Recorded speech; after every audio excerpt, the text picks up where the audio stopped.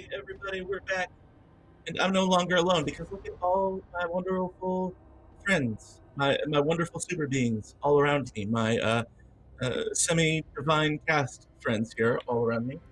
If you're watching on YouTube today and you're having a good time, be sure to give us a like and subscribe down below. I thought, it's been 2 weeks. Let's get a quick refresher on the world that we're in, and then we'll go around and we'll meet our cast members, if that sounds good. Because I think they'd like a refresher just as much as anyone, because the last 2 weeks have felt like 1,000 years. And, that's just the world we live in right now. But the world that this takes place in is a city called New Zawara, specifically a neighborhood called Bridgewood Boulevard. And when the apocalypse happened, like I said earlier, all of these forces that were involved, angels, demons and devils, deva, which are sort of avatars of gods, and even leviathans, great beasts and dragons, a bunch of them decided no, they're not having any of that. So they unleashed these force fields around cities, and they decided just to live and party there within these cities and vie for place and climb the social ladder, as outside of these force fields, the forces of the apocalypse are still trying to end the world. And within our cast today, we have people who are representing each one of those different origins. And so we're going to go around and we're going to meet everyone. Everyone, I'd like to hear who you are, your name, obviously, but also your character's name, what kind of being they are. Throw in your pronouns, please. That would be terrific. And then also, why not just give us an idea of what you're after. So some of you have endeavors going, long-term goals. Some of you just are vibing. Like some of you just have stuff that you want to do. So think about that while we go around. Once again, I'm Doc Rimbo, your game master, and my pronouns are he or they. Either one is fine with me, and I'm super happy to have these folks here. Let's start with, how about Cadence, the lovely Magdalene Oh, Bloom. sure. Cadence, how are you? Welcome. Did you have a nice couple weeks between shows? Yes? No? Maybe? With confidence? Okay. It's all a blur right now, I'm telling you. Mm, Yes, I am Cadence, they, them. I play Visar, the Storm Leviathan. I am of the House Hadad, and I have a wonderful husband by the name of Lucian, who happens to be an infernal from the House of Joy. And we're just here to have fun, make ourselves well known and prosperous. That's pretty it much sounds like it. those are great goals. So Leviathans in this world they're sort of draconic in some ways, but I think really in the lore they're like beasts unleashed to destroy the world. And you do have Oh, horns. yes. Those aren't just yours. They also belong to your character. Yes, Yes. exactly. Okay. Great. Yes, Leviathans All are right. very proud of their horns, so. Oh. All right. Excellent. Wonderful. Yeah, she could be a coyote. That sure. Why not? That's true. All right, let's keep going. Let's go down to the other person on the bottom of my screen. We'll talk to our good friend Hull. Hull, how are you? Have you been well? Did you have a good couple weeks in between? You know, who's to say? Not me. Uh, they existed for sure, in a sort of nebulous Wow. space. No, my last 2 weeks were pretty all right. I think the downtime was kind of a necessary period of relaxation. Um, Hi, I'm Hall. My pronouns are he, him. And I play Ruben, whose pronouns are also he, him. He is an infernal of the House Joy. He is married to Caleb very happily. Uh, and he is currently on the path to try and get the train station up and running and to establish, you know, establish various other stations across the district as much as possible, and it seems to be going well. He's getting surprisingly close to his goal. He's been having a great amount of success. We'll see whether that continues today. As a reminder, so that's a good point to mention that every one of our characters, they are lords or ladies. They are minor royalty, nobility within this world. And so each of them has holdings. They have areas of the city that they rule over in different ways. For example, Visar has a big house that used to be townhomes that have all been combined into one big house where she throws parties, where they throw parties.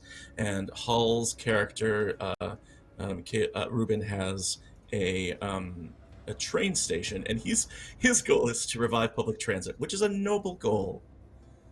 I am not going to shame that. That's great. That you just want to get them trains up and running. And you're an infernal, right?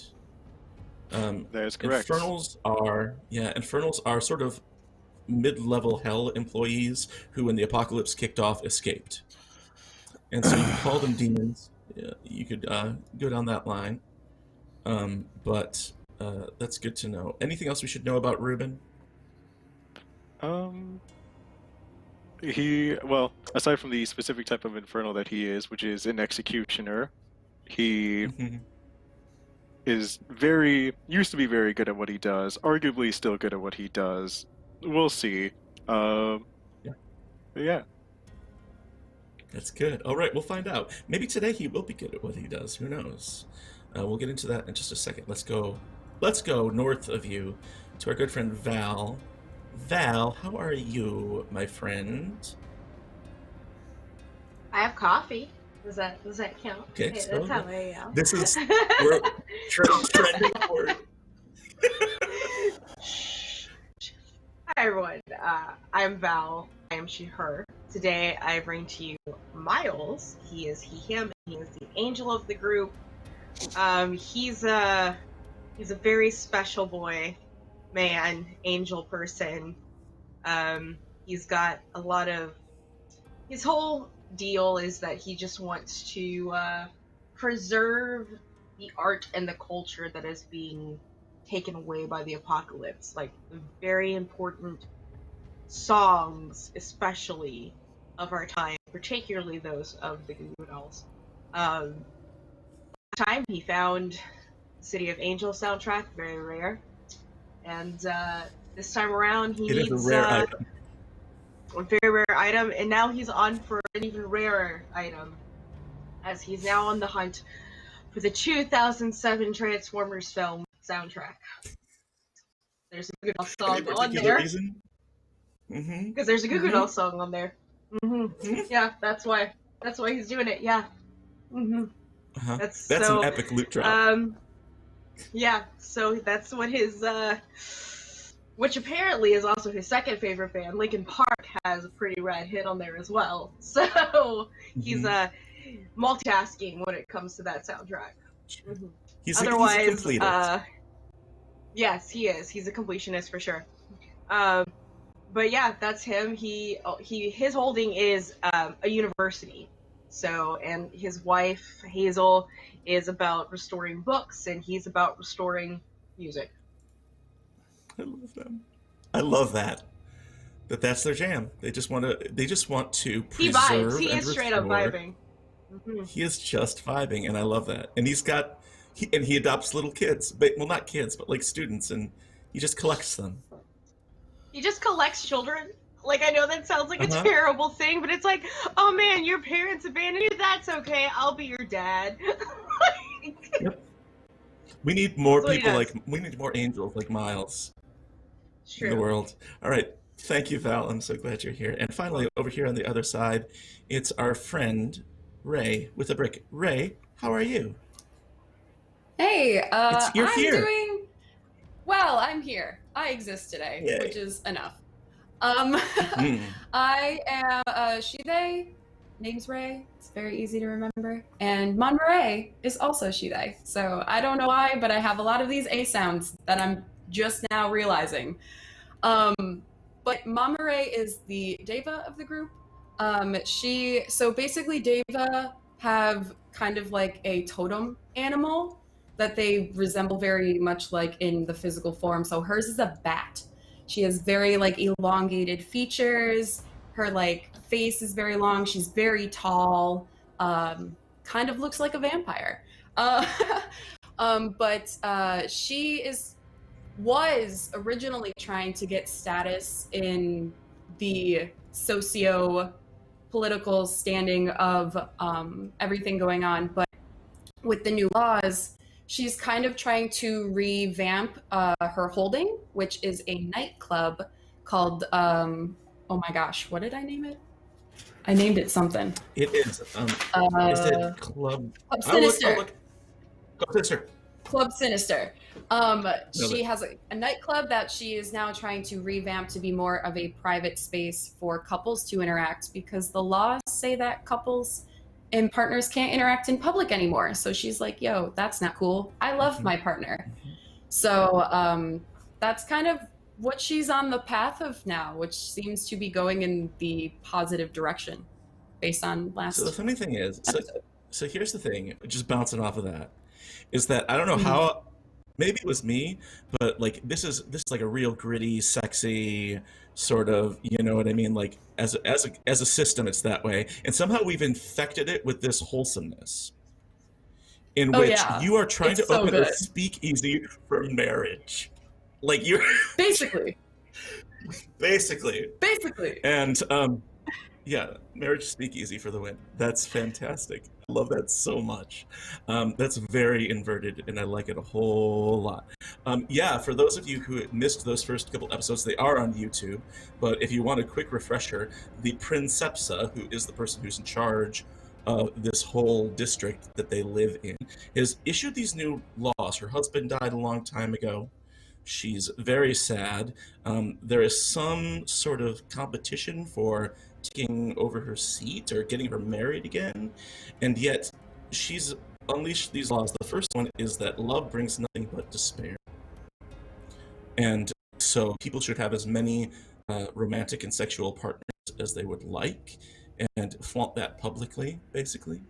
And then her second law that she just came out with a few weeks ago was that spouses and partners can't be seen in public together, and hence Montmirail setting up her marriage speakeasy, which I'm here for it. That's fantastic. So that's her goal.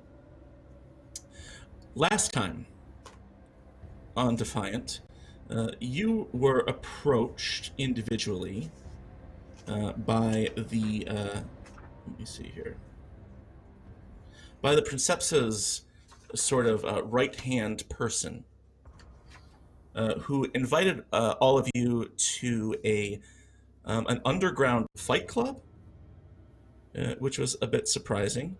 When you arrived, because it's kind of like that's the one law basically that's above all the others, is these supernaturals, you're not allowed to hurt each other or fight with each other.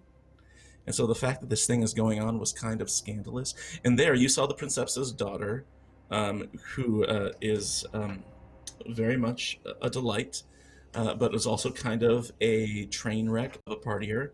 And so you talked her into, well, not so much talk. I mean, Ray, do you want to explain what you did with Denethea?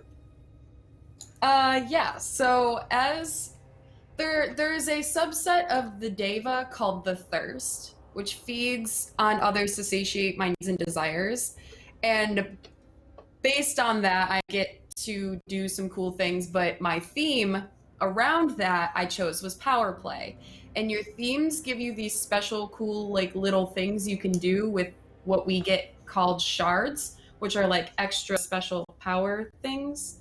So I spent a shard because of one of my themes to make someone think fondly about submitting to me. Denethea basically be quiet and behave the entire rest of the night. Yeah, she sat next to me and just was quiet the entire rest of the evening.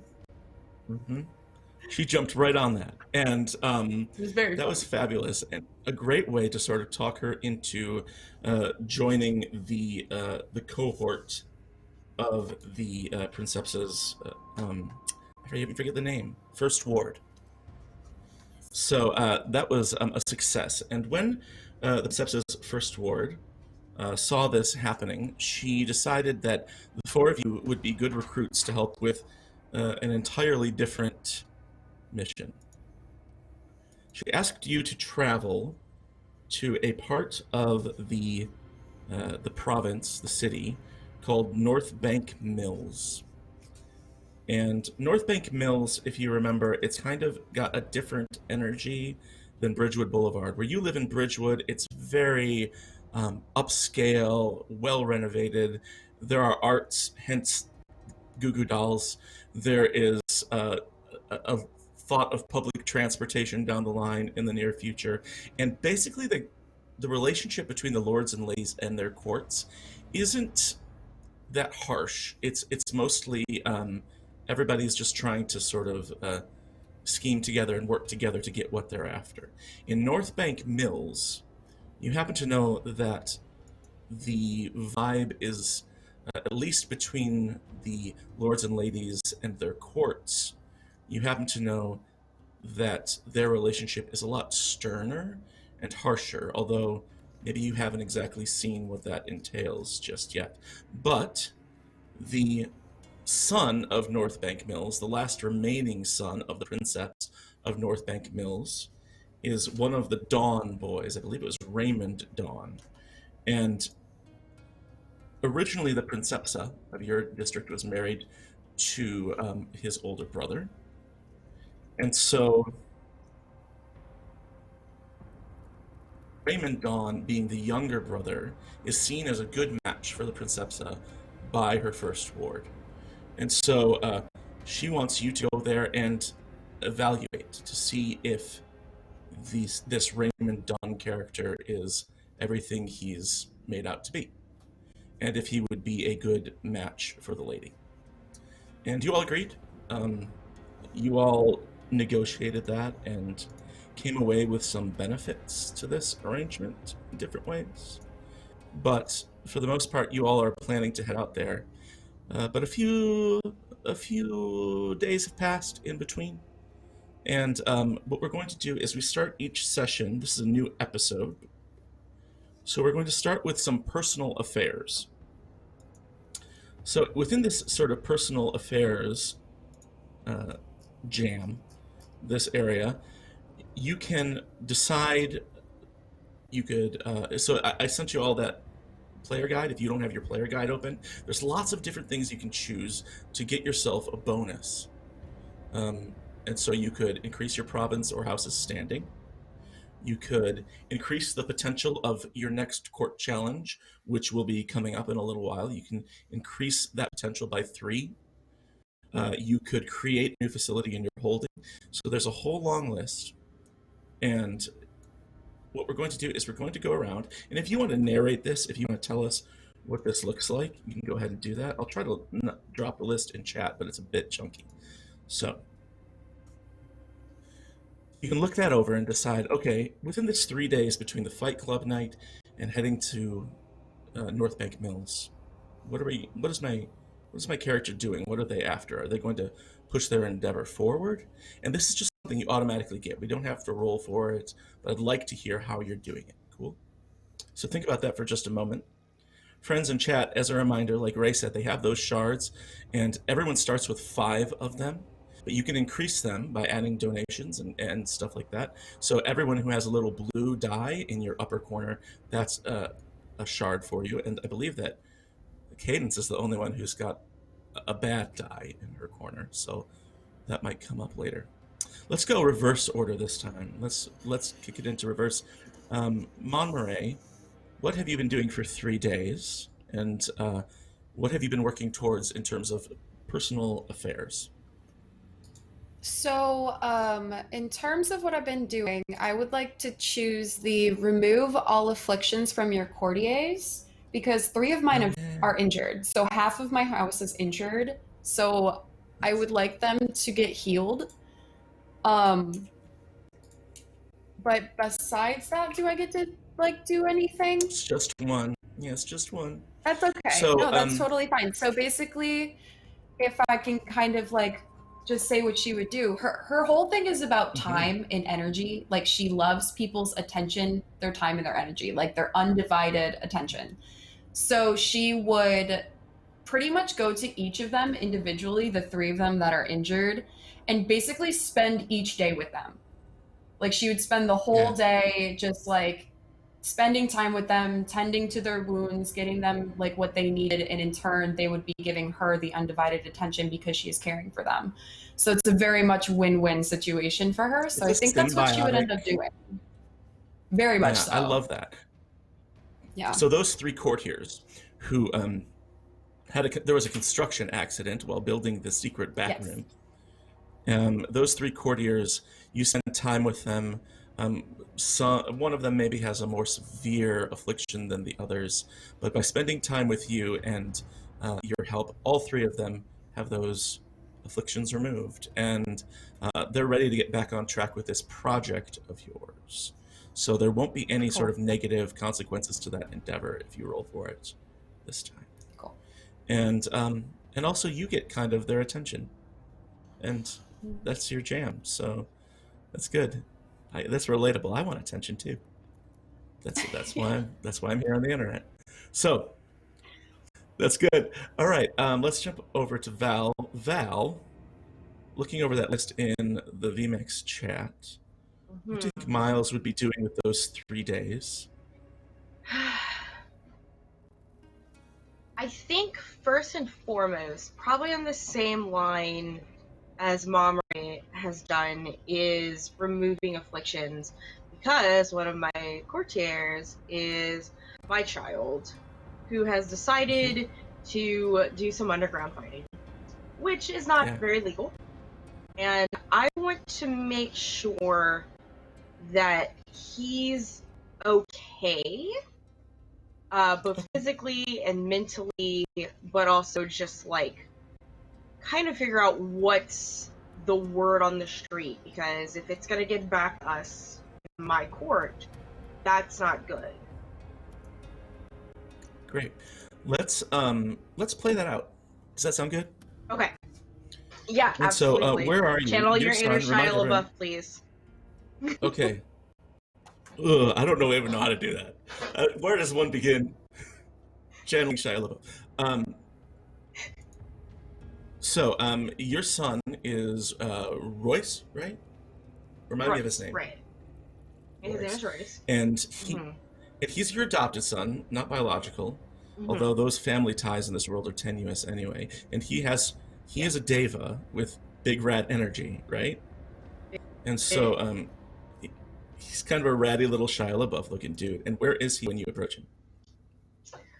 I'm gonna actually approach him probably in his dormitory. Okay. Just sort of and saunter over down into the hallways.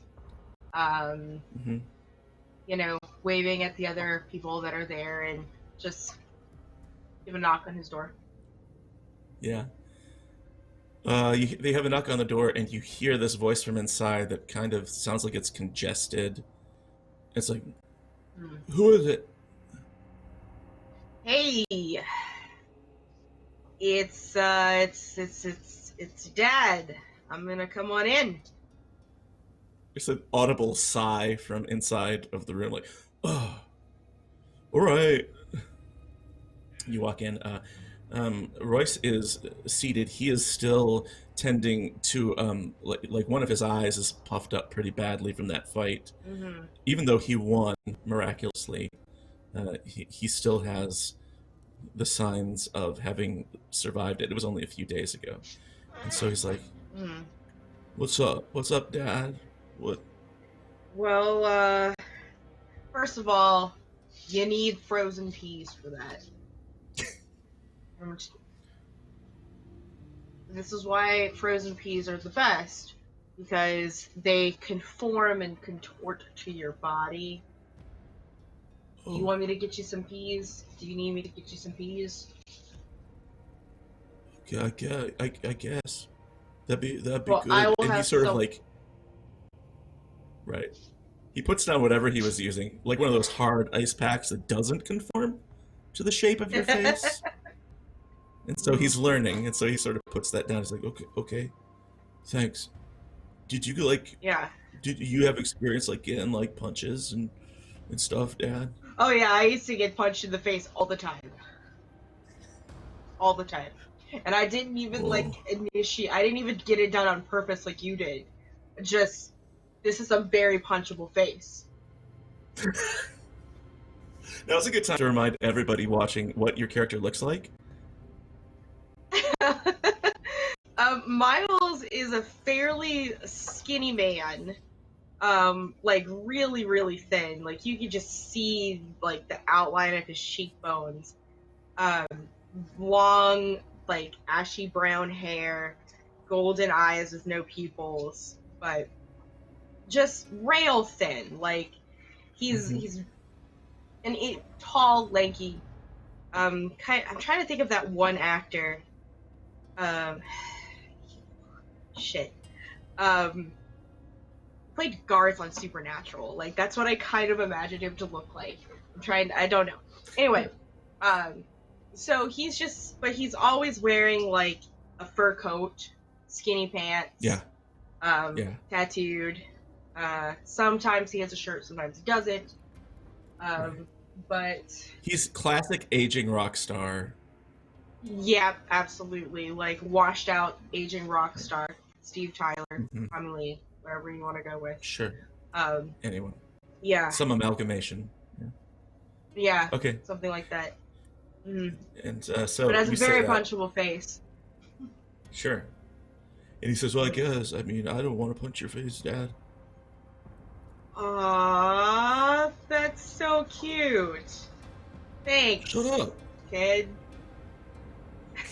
No, I'm not gonna shut up. I'm never gonna shut up. And I'm gonna pull his desk chair. I'm gonna pull his desk chair and sit backwards on it and just kind of. Yeah. So you want to do underground fighting? Already doing underground fighting. Right. Listen. I want to support my children in all of their endeavors. But we need to be careful because you are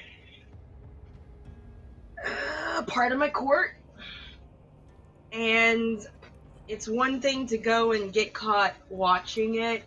It's another thing to get caught participating in it. And I just want to, if you're going to do this, I want to provide you with some backup. What do you mean? Like what kind? What kind of backup? Like someone to get you out of a pinch really quickly. Like a babysitter? Like a bodyguard. Oh. So Dad, let's say the cops show up. Listen, let's say the cops show up and you're in the middle of the fight and you gotta run. You are not a fast kid, okay? Or you're just dizzy because you just got punched in the face again and you gotta run. Right. We've got to get you somebody who can get you out there real fast. All right. Can we call it something other than bodyguard? Because other fighters will laugh at me if I show up to a fight with a bodyguard. They don't have to. It'd be a secret. Listen, you're Whitney Houston. It's fine. Yeah, this isn't better. You're making it worse. I don't want to be Whitney Houston. I want to be Kevin Costner.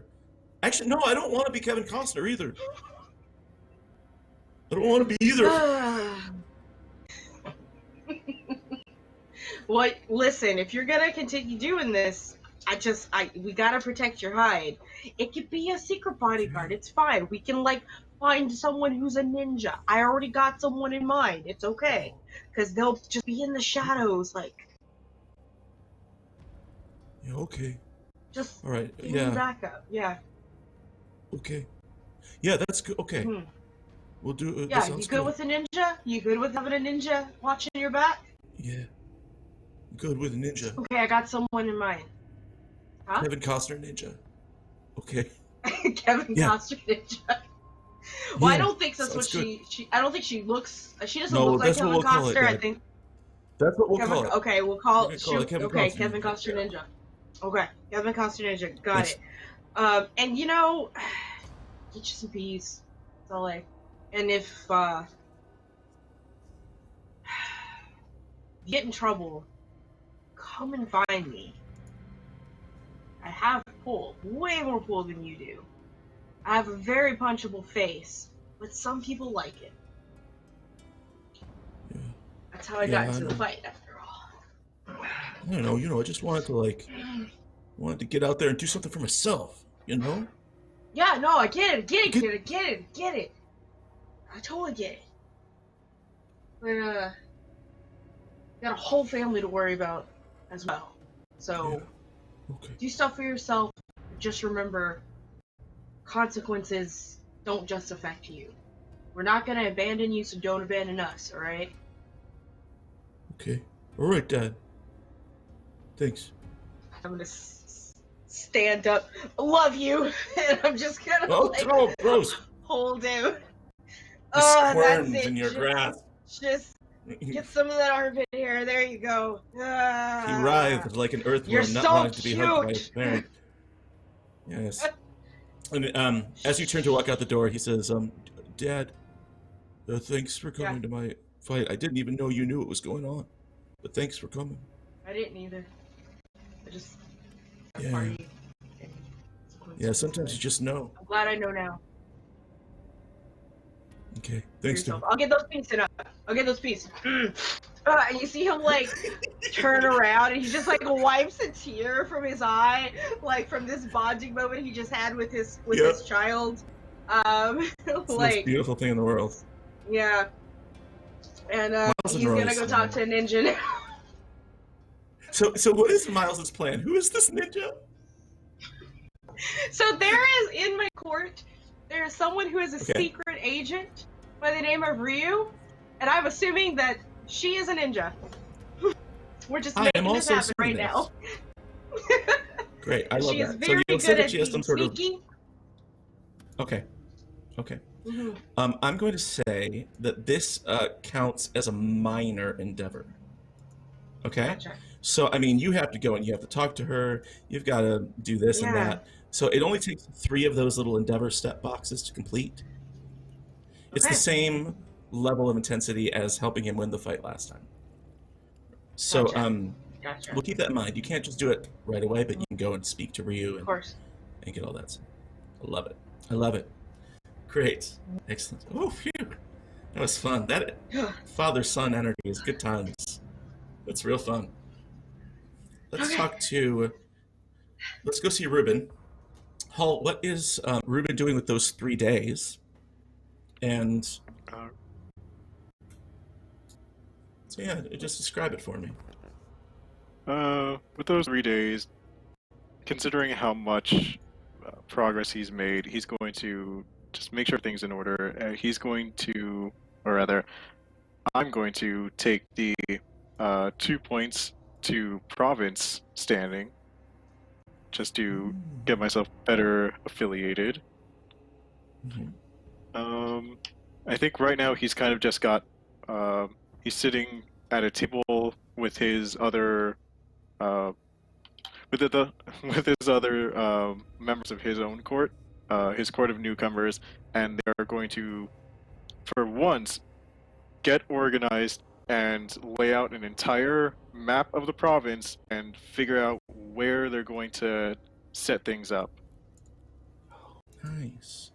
Excellent. I like that. So not only are you making plans for this railway system, but you are also familiarizing yourself with the province and therefore increasing your influence. So you're increasing your holds, your house's influence within the province. I like that. That's great. So for those of you at home, we have both house standing and province standing going on. And so within the house that you're born of, that you're a part of, you can increase in notoriety there, or you can increase within the province. And if you have a higher standing within the province, that'll help you with your political goals on a larger scale. I like that. Terrific. Thank you. And finally, Cadence, Visar. What is Visar doing those 3 days? Trying to make her spouse Lucian happier. Because we had Catch those everyone up on parties that.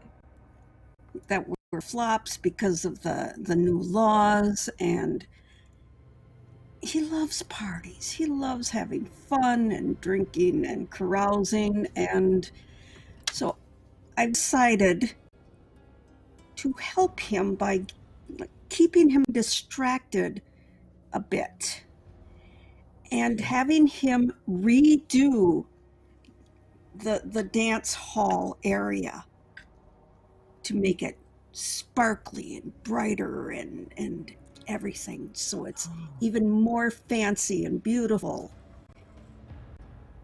I like So that. I Are passed you? him So back.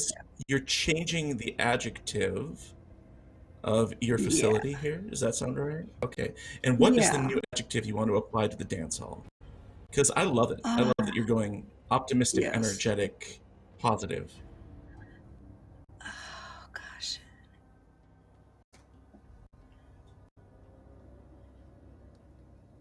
Help us out, Oh, chat, if you have an idea. Yeah. Okay, think about it. Don't have an answer right now, but let's say that you've got one that you're attaching to it. And I mean, that will help if it comes up, if it's a part of a challenge. Speaking of challenges, we're going to do our court challenges. This is a similar thing, but this time we're going to be rolling. So in this system, you have 3 dice, you have 3d6, and then for every trait of your character that you can apply to the roll, you increase one of the die until it's 3d8. Then you do it again until it's 3d10. So, within the court challenge system, bring it up, you will answer a question or two about your court, and then we'll roll to see how accurate your assessment of what's going on is. That's a sentence. Got it. Court challenges. Court challenges. Where'd you go?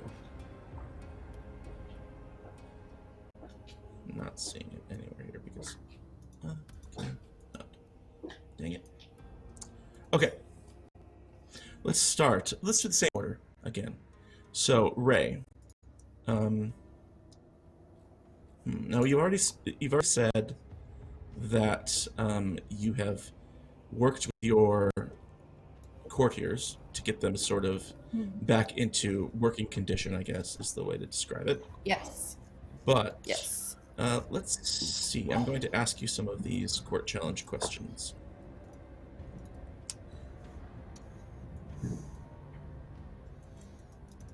Okay.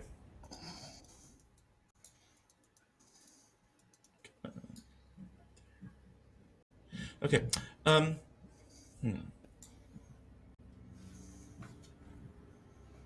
Have you implemented any new rules or customs within your court?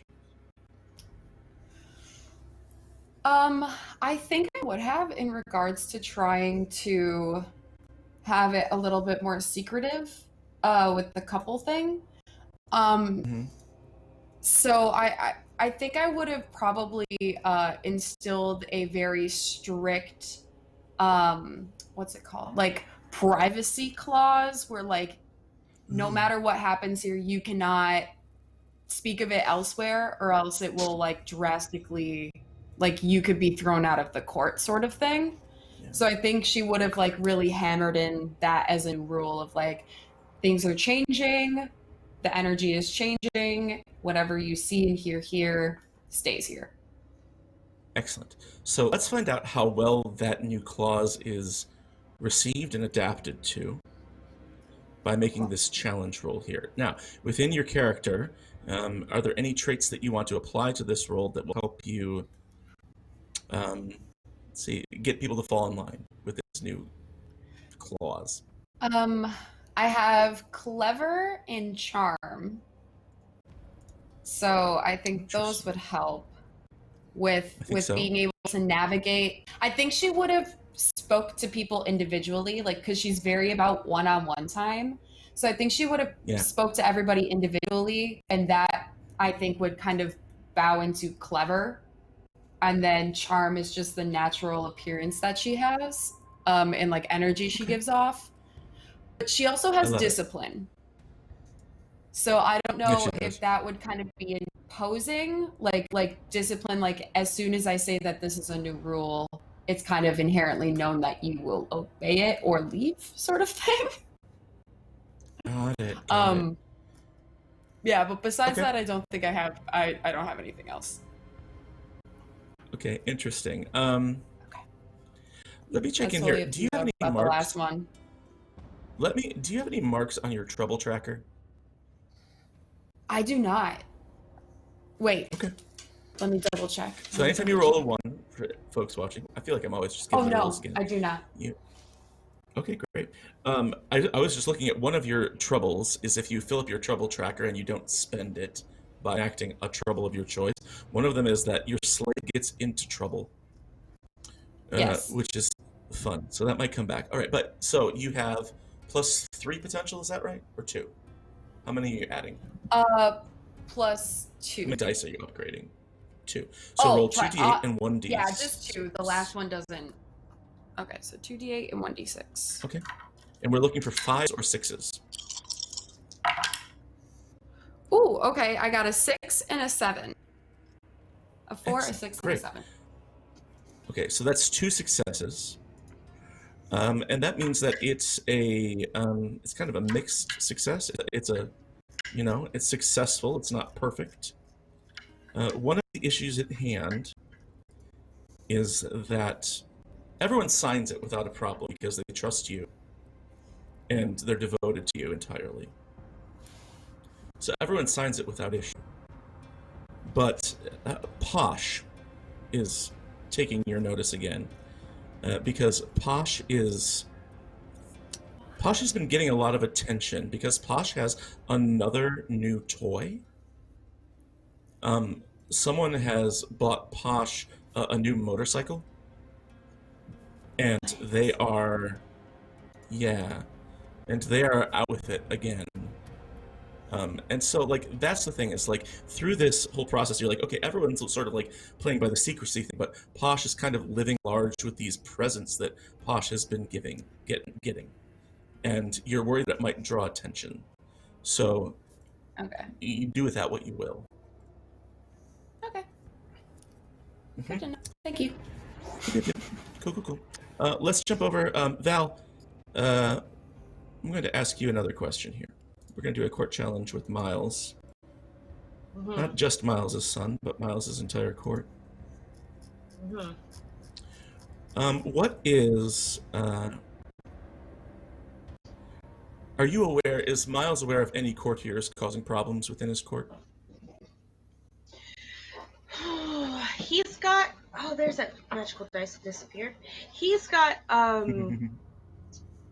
within his court, the way that his is kind of set up is there are some who are competent and some who are not very competent. Like his child, for example. He probably has... I'm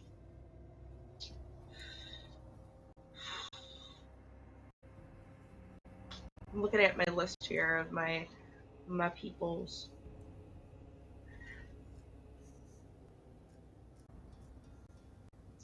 He probably has his naive ideologist. Okay. Probably asking the wrong kinds of people where to find the soundtrack for the second Transformers film, not the first one. I like that. So, you're thinking that your naive ideologist... Do we know their name? Yeah. His name is Zane. Of course it is. Zane has been making too much noise in this hunt for the soundtrack to... Was it the second Transformers movie? Yeah, he's even got the wrong one. We need the first one. It's not even like the first one. Yeah, he's going up to the second one. Yeah. Yep. Cool. And so he's been causing problems. So you want to approach him and sort of Yeah. pass the message down that you want to get him to play it cool. Yeah. So let's roll for this. Now, looking over all your character's traits, what would apply to this role in their origin, in their, all that stuff. Because we had to, didn't send you the do it, but I had to kind of like look over your traits again. Okay. Okay. But I would say that one, being protective, because he's always protective of everyone in this house. Sure. But also, what about cunning? Yeah. I'd say that would apply here. Just try to like put this into a more like phrase it as, you didn't really do anything wrong, but you kind of did. But just, I don't want him to be upset thinking that it's his fault, but it's his fault. You want to leave that impression. Okay. Great. Yeah. So that's 2. Anything else? Otherwise, I don't think like his creativeness, his urges. I don't think urgings or tempting is really so. There, so I guess roll 2d8s and 1d6. Ooh, I got a 6, an 8, and a 4. So yeah. Great. So that is a success. And you go and you sort of like, spread that around your court. So it's not like a direct attack from you, but everyone starts talking about this, about a little bit critical about the way he's going about this. So it finally gets back to him. The minor complication here is that it does come just like a click too late, which means that let's say that in this reality, the prices of human art are like a resource, so they rise and fall violently. Okay? Yeah. So all of a sudden, like, everything you've been looking at, like post-apocalyptic eBay listings, all that stuff is listing it at like 4 times what the original cost would be, right? And so people are holding on to that soundtrack a little bit tighter. And that's the consequence that you kind of have to live with. It's a good thing he was asking for the wrong one. That's right. It's true. You're right. But not only that, I think I'm going to give Zane a new affliction here, specifically. Okay. Which is that he's a little demoralized. You know so what? We'll add that. He's just not as happy as he used to be. You know what? He's also a Deva, and we're just going to say he's a golden retriever Deva. So... No, don't do that. No, it's not. It's canon now. His so ears he's just droop demoralized. Yeah, that's what it is. Poor. Got it. Poor Zane. Poor demoralized puppy. Let's go down the hall. Ruben, what is something that Ruben has been finding particularly interesting lately? What has he been focused on? It could be a person. It could be a thing. I think to tie in the bonus he got, part of his province standing is that. Let's see, who is it on my court? I think that his stylist has probably advocated to try and get him good publicity out and to put up sort of, if not flyers, and at least some notice out to the district of an incoming fully operational system of transportation. Yeah.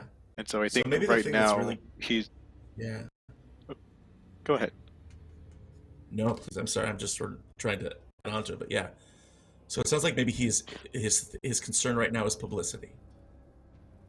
Right now, yeah. He thinks it's not necessary because it's just a train, but he keeps getting from all corners that, the better spoken, Like, any news is good news, but if we can get some really genuine good news, that'd be better for public image. Got it.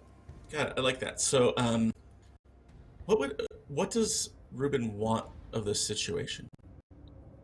Like, what's he after? What would he like to accomplish? Let's see. I think probably financial supporters, if possible. Okay. So he's hoping that this push of awareness reaches people with deep pockets. Hopefully, in any other circumstance, he does not care. He will not handle that. It is just a train, and he needs to get this done. But at the mention that it could bring in some very affluential interest, he has decided to lend it a bit of his time. Cool. Got it. All right. So tell me, looking over your traits, Ruben's origins, his special abilities, stuff like that, what would apply here? Let's see. I think for his traits, probably trustworthy for his presence, probably be good. Mm-hmm. Possibly tireless, and maybe political, since he would have to know the ins and outs of what everyone is sort of talking about in terms of social needs. Nice. I like that. Okay, so give me a 3d8, and we'll see how it goes. Clicky clacks.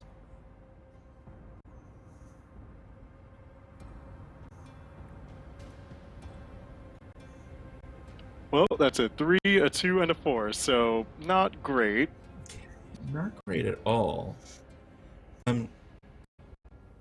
So your hopes were that this sort of publicity would reach the right ears, and it doesn't appear to have done so. In fact, when you sort of try to reflect on this, when you sort of try to gauge what the awareness is, there is very little awareness of this project. It's not only that it's sort of rebuffed, it's just that people are like, what trains? What train system? And so I'm going to give you two options here of how you want this to turn out. And the way that works is you get a visit from your mentor. And you remember this man's name is Barak Shemesh. And Barak comes to you and says, you have a little scene here where he just comes in to visit, and he says, things are quiet out there. You don't seem to be getting the financial backing that you're wanting. Yeah, I'm starting to possibly reconsider my veto on turning the box car into a boxing car. Yes, I think that is maybe a step in the right direction. Could help, but anyway, I have someone I know who I could put in a good word with. It's pretty likely that they'll want to give you some support, but it won't be cheap. And I'm not talking about money. What, pray tell, are you talking about? Well, this person is a lord like yourself, comes from money, but their court is it's small. It's very small. So, if you were willing to part with, let's say, 2 of your courtiers, they could give you the financial backing. Otherwise, it might be a long road from here. What do you think? I mean, gonna need all hands on deck with this one, but I guess it wouldn't hurt. Well, I don't know. It might. Still, the choice is yours. I mean, if you want me to boil it down, it's either money, and smaller workforce or a step backward? I think we'll take the step backward. I'm All right, not don't sending be anyone out. disappointed, but I suppose you need your friends close. And don't forget the station, remember? The train station? Barakshimeth's station? Yes, Promise to I name it I after remember. him? Trust me. Okay. Yep, I have it written in red ink on this. Oh, there it is. Whatever. Well, not this one, but I see it right whatever there. file I have it on. Yes, I'm sure it is on a file somewhere. Good. He lets you Somewhere, go. yep. So, what we're going to do is we're going to give a backward step to your endeavor. So, you lose one of those boxes, and you're doing pretty well.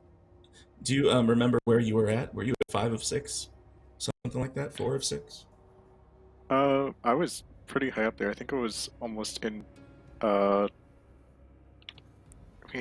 man, we had gotten so many things. I think I was at maybe 8 or 9. I know it was near double digits, but it wasn't in it yet. It was larger than that. It was 12 or something like that, wasn't it?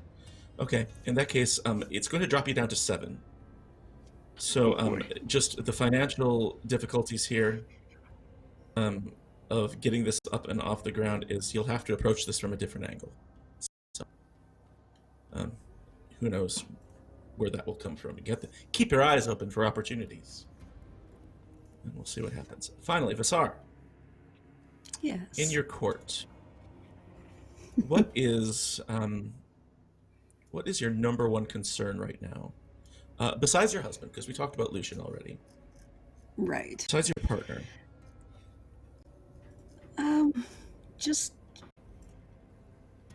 again keeping them occupied, because they're all about being by my side constantly, and if I'm not doing anything, they're not doing anything.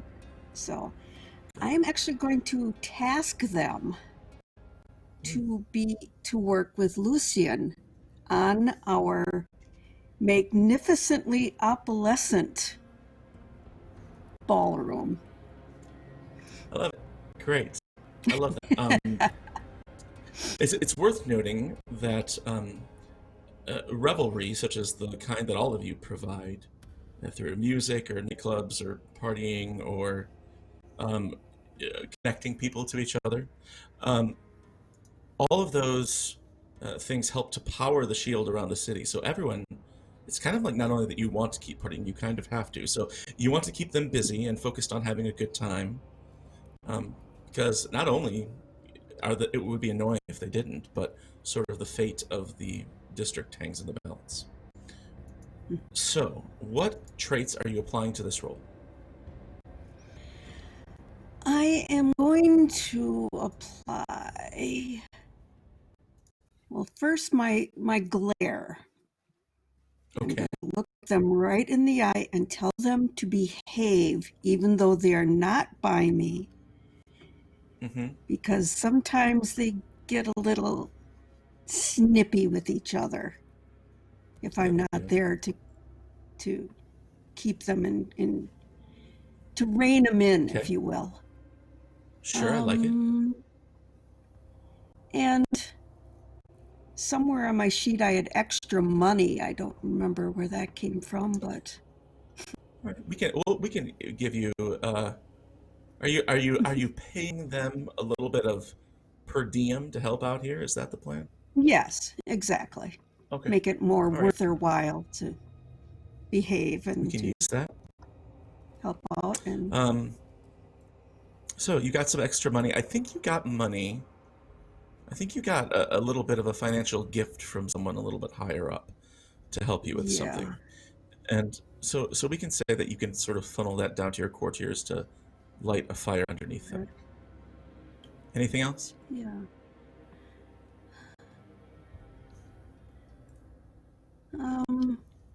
Just the only other thing I could think of is that I love wild parties, and this will make those parties pop. Nice. Okay, I like that. Yeah. That's true. So you'll add 3, but I'm going to use that little red die to give you a bit of a complication. And it could just be they're in a bad mood, or it could just be, you know what I mean? Maybe one of them didn't sleep well or something like that, but something out of your Right. control happens. So roll me 2d8s and 1d6. Okay. Oh, I got a 6, an 8, and a 5. That is 3 successes. And so one of them is, it could be one of your choosing, but one of them is kind of dragging, but your glare meets that person from across the room, and you see them quicken their step. You're not sure if they're actually working or just walking around quickly to give the impression that they're working, but at least they're doing that now.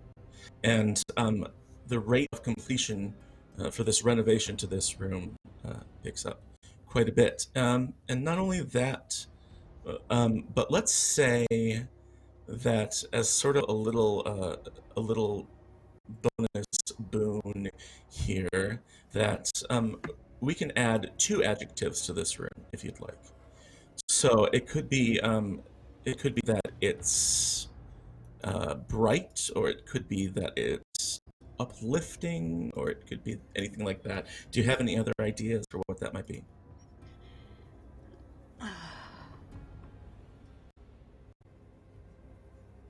I like inspiring. Okay. That for whatever Inspiring. reason, it just inspires people to enjoy themselves, have fun. Great. Terrific. Be Yeah, creative. it inspires me. And we'll add another one. Can I add one? Could I add one? Maybe Yeah. like it's inspiring, but it's also because of the effort that this group puts for. It's well cared for. So it's you know how when you walk into a place and you know, like, oh yeah, people care about this place because like the details are picked up and stuff. So it's Right. looked after, right? Excellent. I like that. Great. That is all of our court challenges. Within the past 3 days, the temperature in the city has dropped even further. It was already the coming on of winter, but now when your characters walk outside, everybody, except maybe Visar, can see the frost freezing their breath. And just sort of floating away like a little cloud. And everywhere you go, people are wearing extra layers and huddling for warmth. You see a lot of the humans who live in a perpetual state of revelry, of cloud, this sort of like confusion that they're in. They don't even know it's the apocalypse. They're walking around, and even they're shivering just a little bit in the cold. But the day of this trip comes, and one by one, a pair of town cars is sent around to each of you, to each of your homes. It's 2 persons per car. So what I'd like to know is, what other character do you think you would share a car with? So let's start. We'll go again, reverse order. So Visar, you're the first person to get picked up. Whose home does the car go to next?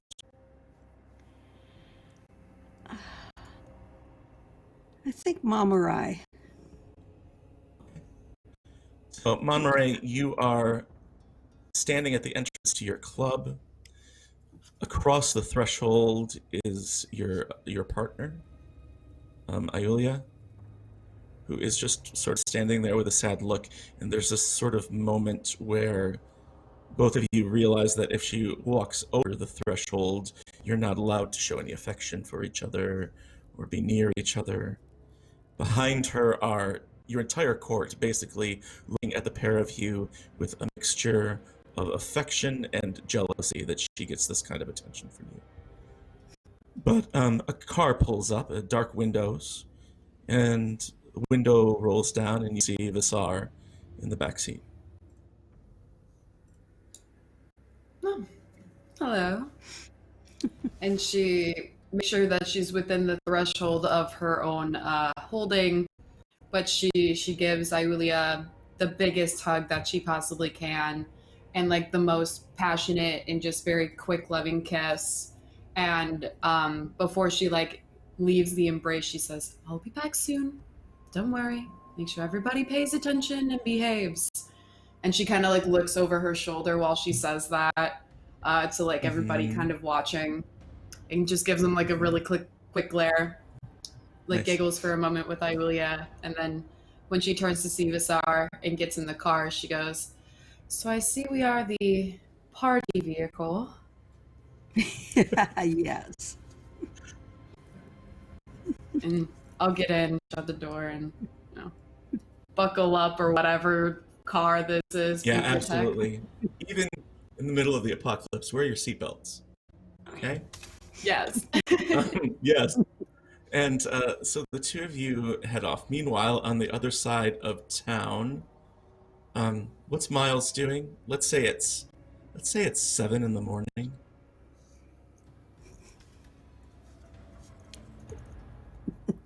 Sleeping? Or you know what? He's not sleeping. In this fantasy where there's a 7 in the morning. He's not sleeping. He is leaving his cathedral to go to bed, realizing once he probably sees his town car, like, well, shit. He like motions for the town car to wait a minute because it's really fucking cold outside. And he goes to his apartment upstairs in the above part of the cathedral. He was just coming out for a smoke, his like smoke before bed. And he makes sure he gets a good pair of long johns and wool socks to put under and over his clothing. Still no shirt, so it's just the long underwear shirt. Nice. And it's a onesie. So he pulls his pants over. Yeah, and the wool socks, fur coat. And he kind of looks over his accessories, and he's gonna pull out a big gold chain with like a stained glass cross on it, because it's ridiculous. And he's gonna just go outside, and when he gets in the car, is gonna be like, "Ugh, you got a monster?" And it's got a divider. And so the window sort of like scrolls down, and there is someone who appears to be a Leviathan, but probably a low-horn Leviathan, because you can see like the horns, like just sort of peeking out there.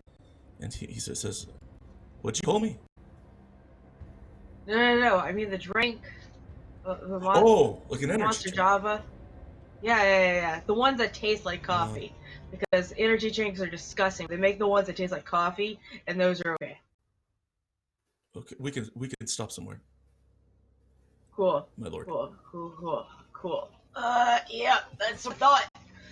And he rolls it back out. Back here. Car. I'm Car just takes gonna off. just let me know when we're there. We still have one more stop to make, my lord. All right. Cool. So first he stops at like a little bodega. Yeah. And sort of like just one. I'll run in and get it for you. Make sure you get a straw. A straw. Okay. Comes back with both of those things. Cool. Thanks. And Comes he like back cracks it open. He comes back with a mocha Java monster. Yeah. Sips on it through the straw. And a few minutes later, you arrive outside of what used to be the train station. And inside is Ruben. Caleb is helping you just sort of like get ready to go. Your courtiers are having an argument over something, like they always are. They're just sort of bickering. And Caleb says, "Do you want me to try to handle it, or should I have them wait until you get back?" If you want to give it a shot, I would really appreciate it if it's feels like it's out of your hands, just take a step back. Don't worry about it. Okay. And he says, be safe. I've heard weird stuff about Northbank Mills. I'm sure they've heard weird stuff about us too, so. I suppose. Are you sure? Do you want any of the courtiers to go with you? He thinks about it for a second and then just looks down at him and says, no. Just flat out. There's no preceding thought. Nice. That's probably a good idea. And he gives you a kiss. And you go out and like you open up the back seat, and the side that you open, you know, it's tinted glass, you can't see inside. And the side of the car that you open up there's Miles. Is Miles awake or is he asleep? What's he doing? Is he lighting up? Is he just like... He's awake. He's got shades on, and you just hear, like, as you open the door, him getting to the bottom of the can. So you just hear that slurping sound. And he's gonna pull his shades down to look at Ruben, and he's like, if I knew you're gonna be here, we've gotten one too. Hey, we need to swing back and get this guy a Monster Java mocha, please. I'm pretty sure that would kill me a second time. What? Okay, and I'm gonna like scoot over to the other side of the car so that he can get it on my side. Very polite. Yeah, Ruben, as you I get sit in, down. Yeah. The place where you sit smells like Miles. You can take that to mean whatever you want to mean. I keep my window rolled down. It's just marijuana, dude. Like... It's such a strong smell. Listen, we burn incense all in here as it is. The least you could do is give it some air. So the car rolls off with the window down. This is a fun pairing. And you start this trip up to Northbank Mills. And so let's just go car by car. I'd love to hear what you're talking about, and maybe just a quick scene between the two of your characters.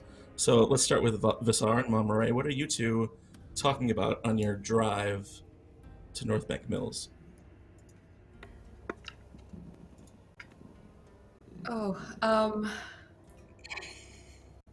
So, Visar, you and your spouse like to throw wild parties. I'm not quite fond, well, not fond, but familiar more so with throwing the wild type of parties. Like, how do you prepare for something like that?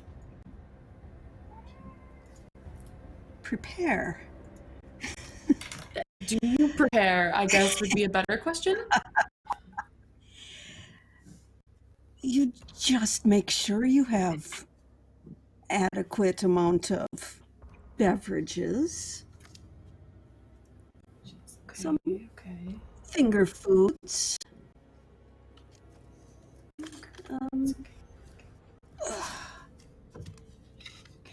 a good cat, and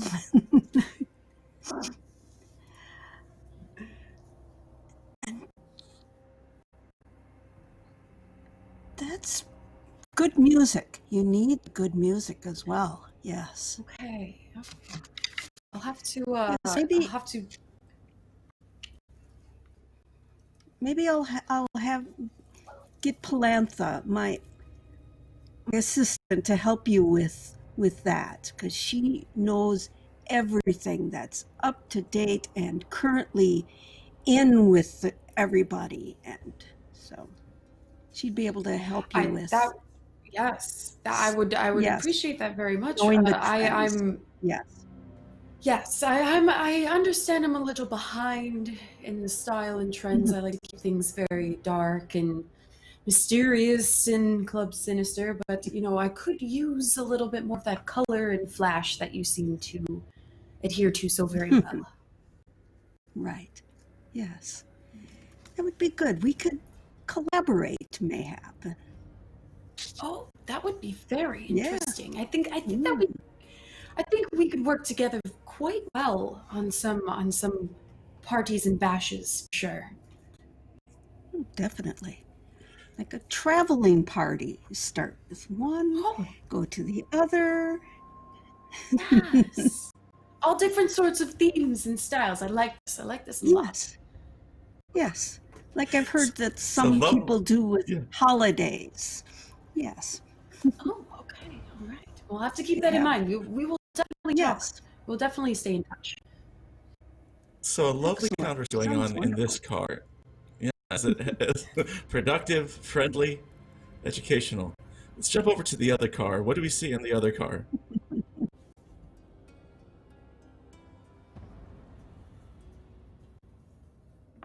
Well, you have The driver did Miles stop just- again at the bodega.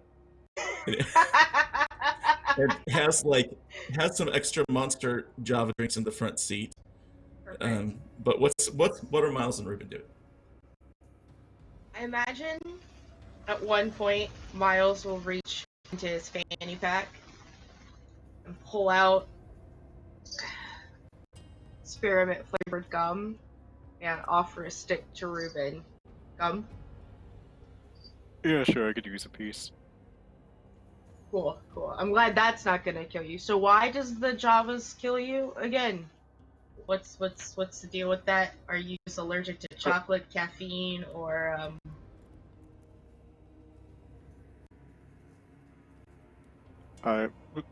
Well, yeah, you could say I'm kind of allergic to my heart going at about 260 BPM. Sure.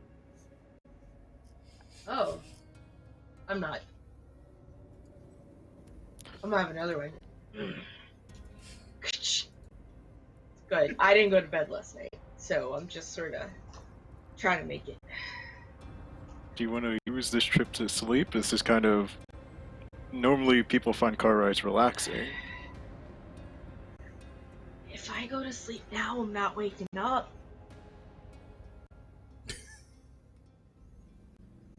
So, You know what? we're just That's fair. gonna... Yeah? Yeah? Normally I just get like a big old syringe of adrenaline and it's right there, but they don't sell those at the bodega. How... Hmm. Okay? I'm wondering how to ask you, in the least rude way possible, how are you alive right now?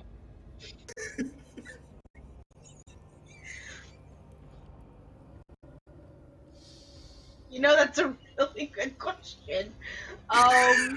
You know what? I just will myself here. That's I'm assuming is how this works. That's how it all works, right? It's just you just you know what? It's the fanny pack and the long johns. I keep myself very warm and well prepared. There is what else is in here? Yeah, there's stuff to keep me alive in there. Oh, good. I'm certified in CPR. I think that's how it works, right? I don't think you could perform CPR on yourself. You can perform the Heimlich on yourself, though. You just gotta have a couch. I believe a president of the previous world did that. At least that's what was in his memoir. Hmm. And you run like a university, right? Yeah. Yeah. Run is very, very loosely. It's just, I like collecting stuff, and the wife, she does most of the running. I just do most of the, gathering. Right. You like music? You like music? Who's your favorite band? Oh, you know, I'm not really much of a music person in terms of artists now. I just kind of listen to what sounds good to me. I don't understand. I don't have a preference. So what's... I don't understand. Do you need a Walkman? Hold on a second. Driver? So The window rolls down. There is a woman in the front seat, in the driver's seat, and you can see out of the back of her suit jacket are just the tips of some wings, angelic wings. And she says, "Yes, Lord Miles." Could you just could you play us some oh man, what can I introduce you to? You know what? We need to go way back. We need to go back. Can you play us some Backstreet Boys? Well, let me see. And she pulls out a big flip book of CDs. For some reason, she has. And she's like, "Whap, whap." This is from Ooh, that old is people quite out the there. collection. She says, "Oh, I got this," and it says Summer Jams '98 on it. Perfect. And man, it's is a the mix. Offspring She on burned that? it That's herself. when. Oh, if you got some Offspring on that, that'd even be better because that's when like She one of puts their it in best there. albums came Well, out. it starts Yeah. with "Keep 'Em Separate," and then by the Offspring, and then it has "I Want It That Way" on there 3 times in a row. And Yes, this is gonna be your jam now. Sorry, what was your name again? Was it who, the I driver was or asking a Ruben? sandwich. Ruben.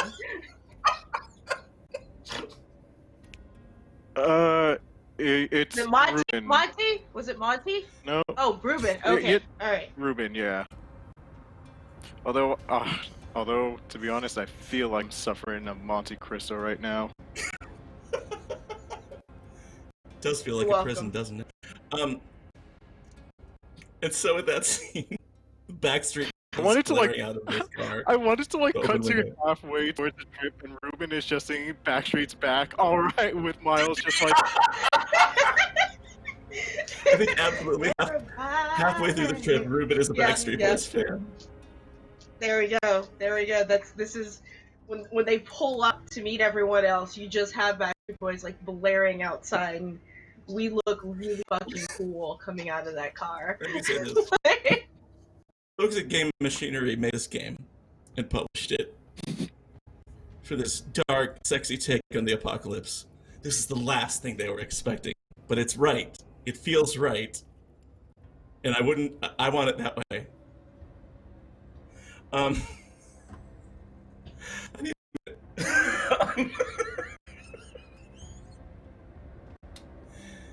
Two cars leave the upscale confines of Bridgewood Boulevard. They're passing through different areas on the highway. And finally, the landscape stops being residential or professional and starts to reveal just what look to be plots of factories stretching out for miles in every direction. You don't know what they were originally used for, but most of them are brick, and they have those sort of high up windows of that thick cubed glass. In other places, windows that are just completely broken out. It's grim, and especially in Ruben and Miles's car, the cold has gotten worse, and so it's sort of been blowing in through that window, and it's a little bit chilly. So Ruben is left with the decision to roll the window up or to suffer the cold.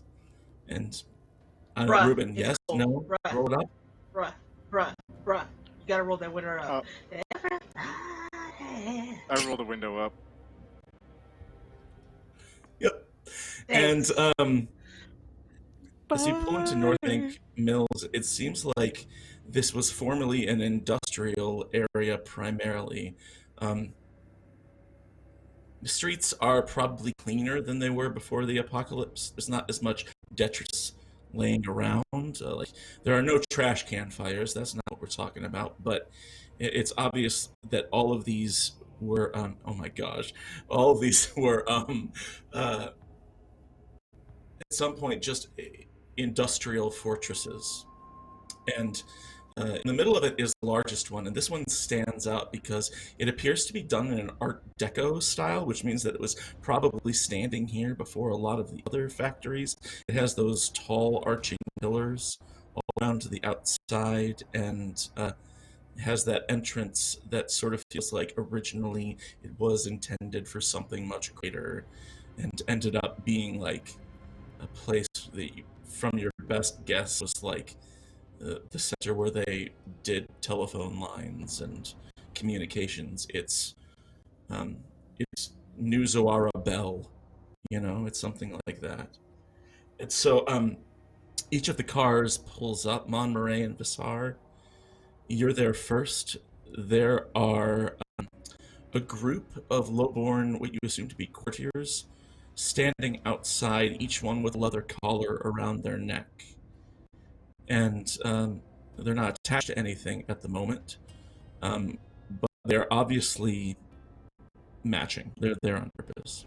And then a few moments later, Miles and Ruben pull up, and even from outside of the car, Montmoret and Visar, you can hear the sound of the Backstreet Boys just thumping at the windows. And you look through the windshield, and the driver, she is sitting there with a look of fear and pain on her face at having to listen to Backstreet Boys for like 2 hours straight. So she's just like she's a little bit cranked up. Ruben and Miles come out of the car, best friends, and Backstreet Boys fans. And you see the same thing. You see these servants who sort of walk forward and say, "Do you have any bags?" To each of you. Were we supposed to bring I bags? don't. Lord Dawn has suggested that you might be spent the night, if you wish. If not, we've stocked each of your rooms with pajamas and clothing in your size. Thank you. That could prove to be interesting. The Lord and Lady have set up a reception for you to welcome you. So right this way, and they lead you up this wide set of marble stairs into a main hall that has a dark tone of marble and gold filigree throughout it. It's like a skyscraper lobby, but it's not quite as ostentatious. It's polished. It appears that they do a good job of taking care of it. And as you're there, you see two other lowborns who are on the floor, scrubbing the floor, collars on their necks, chained to a link in the wall.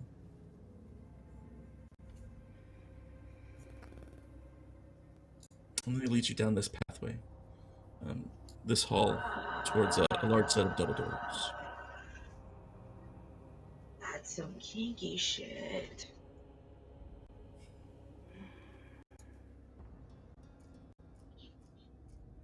And not the good kind. No. Can I approach one of these collared folks? Sure. Okay. You wander over, and one of the servants on the ground they're a little bit surprised when you say "excuse me," and sort of a little startled, and they say, I'm sorry, yes. squat I'm sorry, down do to their wrong? level. No, you didn't do anything.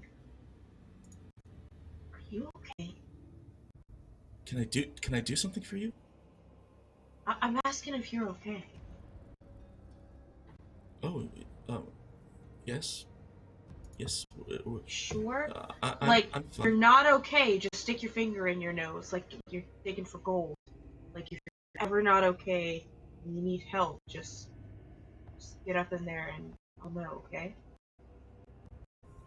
Um, this particular servant, he just sort of like looks at you for a moment and looks back and forth, but never making eye contact. He's always sort of averting his gaze, and he just sort of looks back and forth, and he says, "No, everything's well. We're working on behalf of the rulers to make this a welcome place for you." And he's just sort of shuffling back and forth, and sort of says, "Did you Okay. need anything else? Are you in need of Yeah, anything?" I need you. And I give him a monster Java to drink this. How many monster This is for Javas did you you. pull out of the car? I need to know. Mark them on your sheet. He Mark just them on your stuffed. sheet. How many Javas? We're gonna have, after that one, we'll have 3 more. Okay, So he there was takes 4 it from total. Yeah. you. He takes it from you, and he sort of holds it with 2 fingers, like he's never seen it before or anything like this, and he's sort of like, "Thank you," he says in great confusion, and turns back to the partner who is on the floor, and she's like silently telling him to get back to work. He sort of lightly sets this monster job down near them as a token of this kindness. I'm gonna walk back to the others. This is weird, but okay. Also, I feel like my heart's about to get out of my chest, so... I told you. I know. Oh, I should have trusted you, Ruben. What did he do? Yep. Oh, I've had about three monster Javas. Since when? What did? Oh, in the past 3 hours. Oh, Took us 2 to get here, so 1 every hour. Yeah.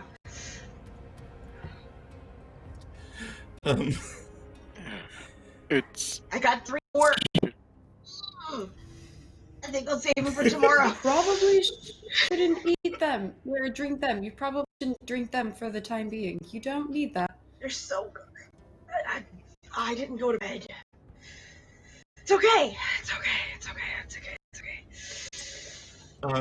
I'm going to Val. At this point, I'm going to give Miles an affliction. Yes. Just for fun, we're going to give him affliction, which is Hell strung yeah. out. And so, Yes. just any time that you need to be alert or, composed, forget about it. You're exhausted and running purely on monster. Forget about it. Strung out. And so you all approach Monster these. Java. You approach these double doors at the end of this shiny hallway, and you can hear from inside the sound of classical music sort of blaring over speakers. And the 2 servants who are accompanying you open the door, and you see that there is a social gathering inside to celebrate your arrival. All throughout the room are people of various origins. Some are in couples, which kind of stings a little bit, outwardly expressing devotion to one another, because of course that law doesn't apply here. And around the perimeter of the room are more of who must be servants. Some of them are better dressed than the ones you've seen already, but all of them have sort of those leather bondage collars around their necks. And they are obviously standing at attention, waiting for direction from the people in charge. The far end of the room is a large dais table with a family sitting there. There is a man who is an angel. He has sort of slick back hair, He is. Oh shoot, what's that actor? Who's the actor who was on Deadwood and American Gods? And that's who it is. Anyway, I know Val. I know the face. I got you. I got you. You know Ian something? No. Okay. Um, and he is seated at the center, an older sort of person, and next to him is is a man who is sort of hanging on his arm. He looks to be about 20 years younger than this man. He is outwardly affectionate toward him. And then on his other side is a man with caramel-colored skin, closely shaved hair, strikingly attractive. And they're all sort of seated there. And up on that table, there are 4 other seats for you. And as you enter, every sort of head in the place comes to turn and look at you as you come in.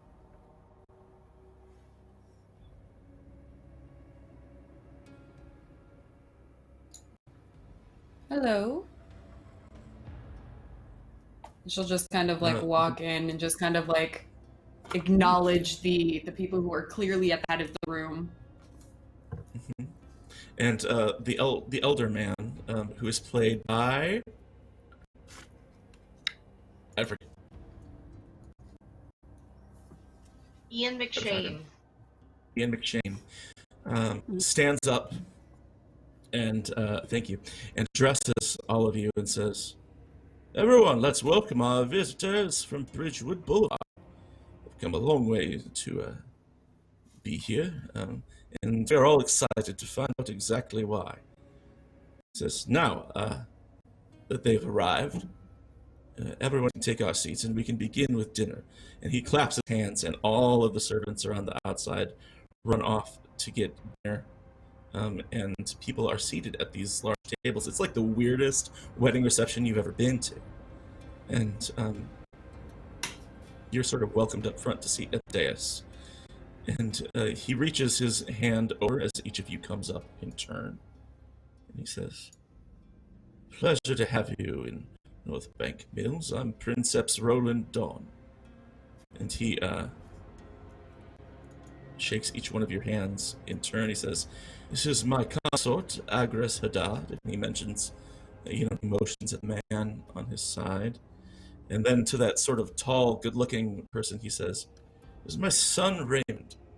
And Raymond, who is handsome, sort of leans over to each of you and shakes his hand with a charming sort of smile. Motion for you to sit down. Who is going to take that seat? There's a seat that's closest to the Princeps. Who would sit there? I think Mom Ray would. Absolutely. 100%. Monterey, the servants pull out your seats for you, and you sort of sit there. This is just a fun game. Who's next? Who would sit the next one? I love seating plans. Seating plan simulator. Miles is gonna sit down whatever seat is closest to him. Like he's having a day. Say, I'd probably Vassar would be next. And then Ruben, and then Miles. So you all just sort of sit down there like you're the wedding party, and sort of shuffle in. And the Princeps, Roland Dawn, leans down the table. He says, "So you've come all this way, and nobody has explained to me why the hand of the Princepsa would send such an interesting group of lords and ladies, but we're happy to welcome you. I'd be interested to hear if anyone wants to share what you're doing here."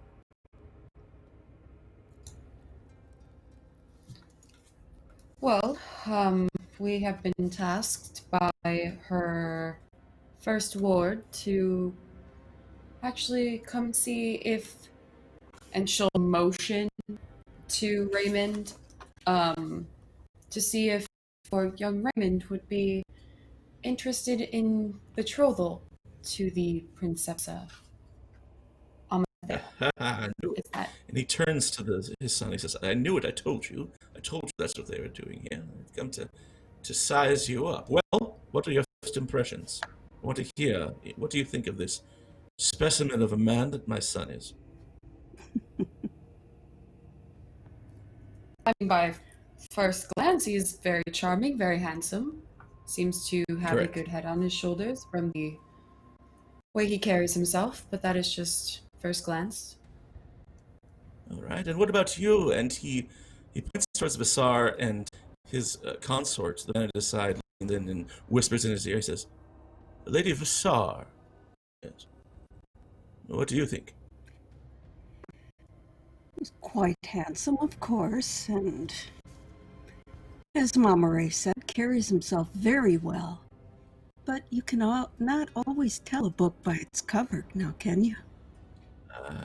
Can't. Sometimes, but not always. And then he sort of turns, he keeps going down the line.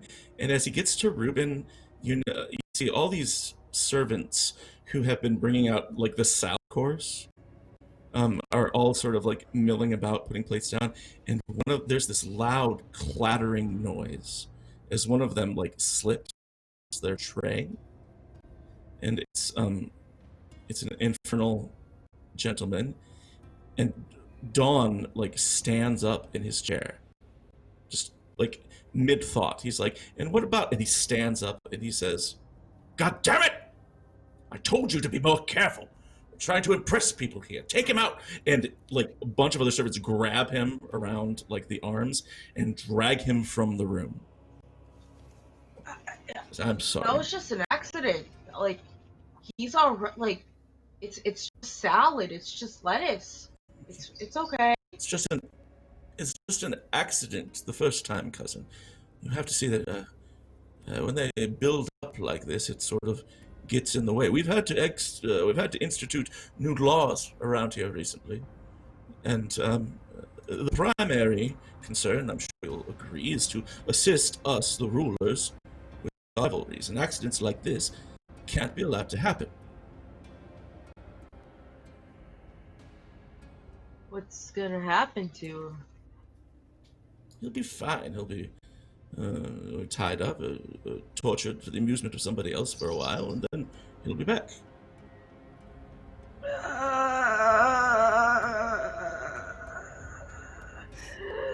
Reuben, you were gonna say something.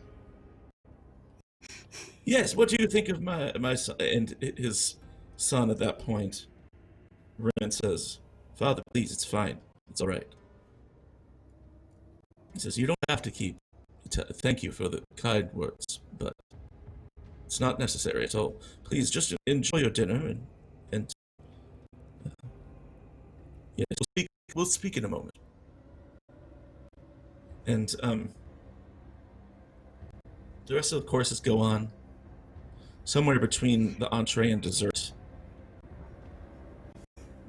that same servant comes back in, looking a little bit harried, but alive and well. Now, as long as you're here and you're dealing with the royal family of another house, is there anything that you'd like to try and get done or accomplish? As long as you're in the presence of higher nobility.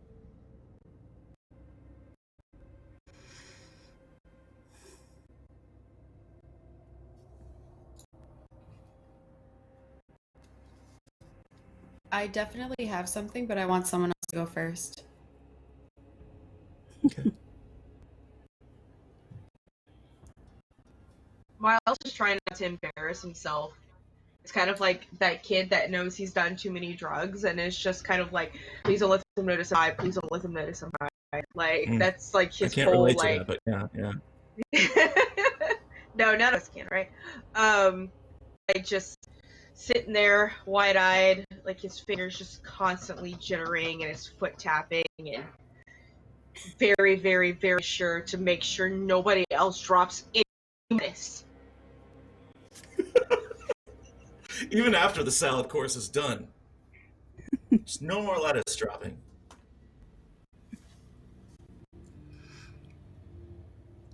What about Mama Ray? I would like I would like to spend a shard to ask a question. Interesting. And what question would you like to ask? What interesting rumors have I heard about this Raymond? Oh, yeah. You're specifically thinking about the father? No, the son, Raymond? The son, yeah. I like it. I'm going to give you a choice for that. As we all know, there are secrets behind every person. And some of them are silly, some of them are good, some of them are bad. Let's see. Would you like to know an opinion about him or a fact about him? A fact. Okay.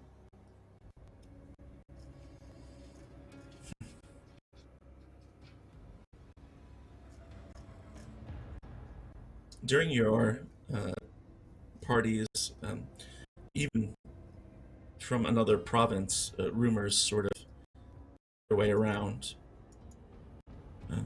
One thing that you've learned about Raymond is that the general idea, the general perspective of Raymond throughout his province is respect and fear, because he has spent his entire life serving his father as an enforcer. So, anytime that there's a new law established, especially, he will be one of the people to enforce that law. So that's his job, right? Mm. Okay. Now, Monterey, did you have something? I do. As the Thursdayva, I have a special rule that says whenever you feed on someone, you can ask them one question without them knowing they've answered it truthfully. If you spend a shard, they don't get an affliction exhausted.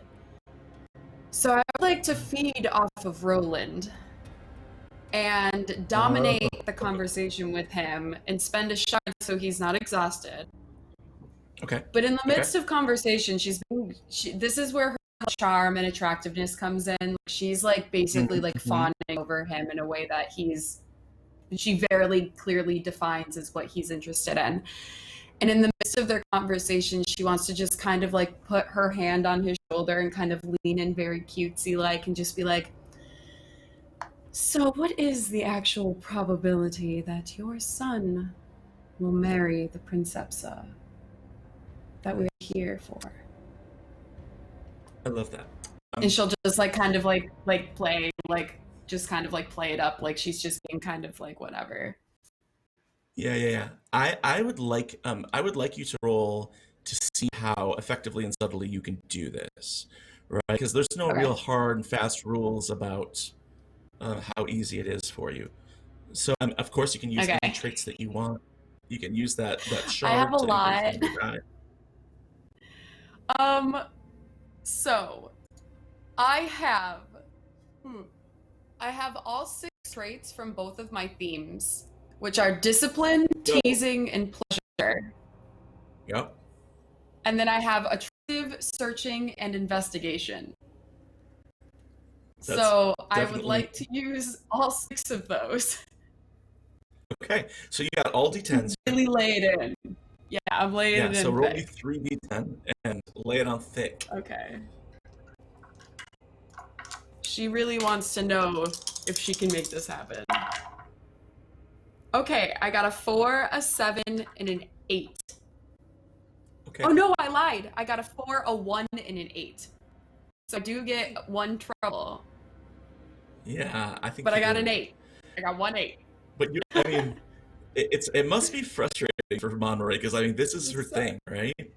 It's to just like seduce information out of people. Yeah, this is really bad.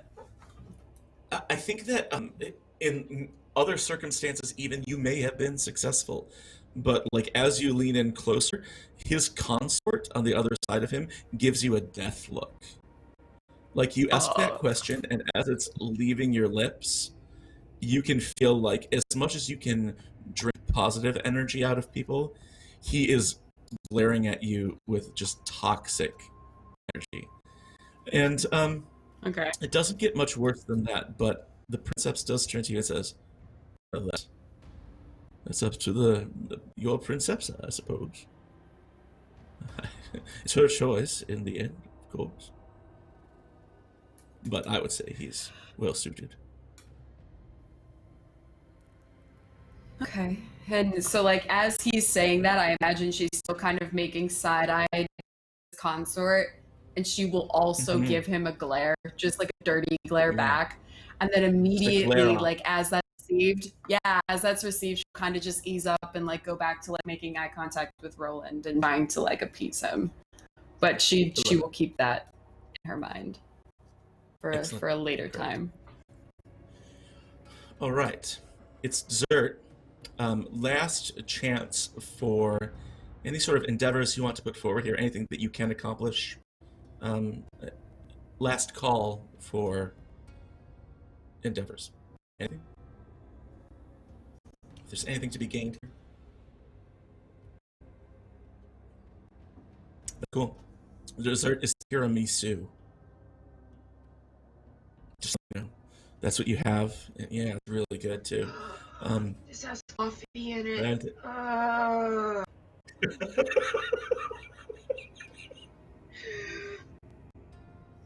Miles. Miles looks a little green. Miles, you feel like you have to run to the bathroom, and not only because of the coffee, but also because, like, you also drank like 3 of those in the car. Yeah. So, like I'm definitely gonna run to the bathroom. So you run off to the bathroom, and you do your Miles thing, and as you're done, you're washing your angel hands. Yeah. You feel a little bit better, and in walks Raymond, the son. Oh. I was wondering where you'd gone to. You didn't look so good, friend.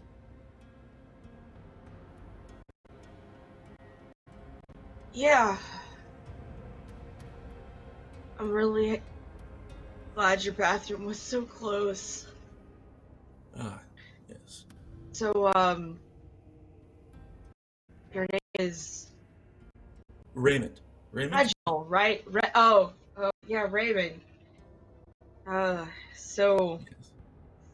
you wanna get hitched? No, I suppose. I mean, does anyone really want to get hitched? Some people do. Back before this whole apocalypse thing, like, they used to just do it everywhere. Churches. So this is a new world, isn't it? Right, I know, but just because something's new doesn't mean things aren't old. It's a sentence, all right. Yeah. Tell me, what do you think about these laws? And he leans like against the sink, as you know, is chatting with you. It becomes clear he didn't have to go to the bathroom. You know, he just followed you in here. He leans against the sink and he says, "What do you think about these laws that your Princepsa is putting forth about marriage and public displays of affection and all that?" I'm genuine. He looks in your eyes and he's like, "I'm genuinely interested in your opinion." My opinion on these laws. Oh. You know what? I think that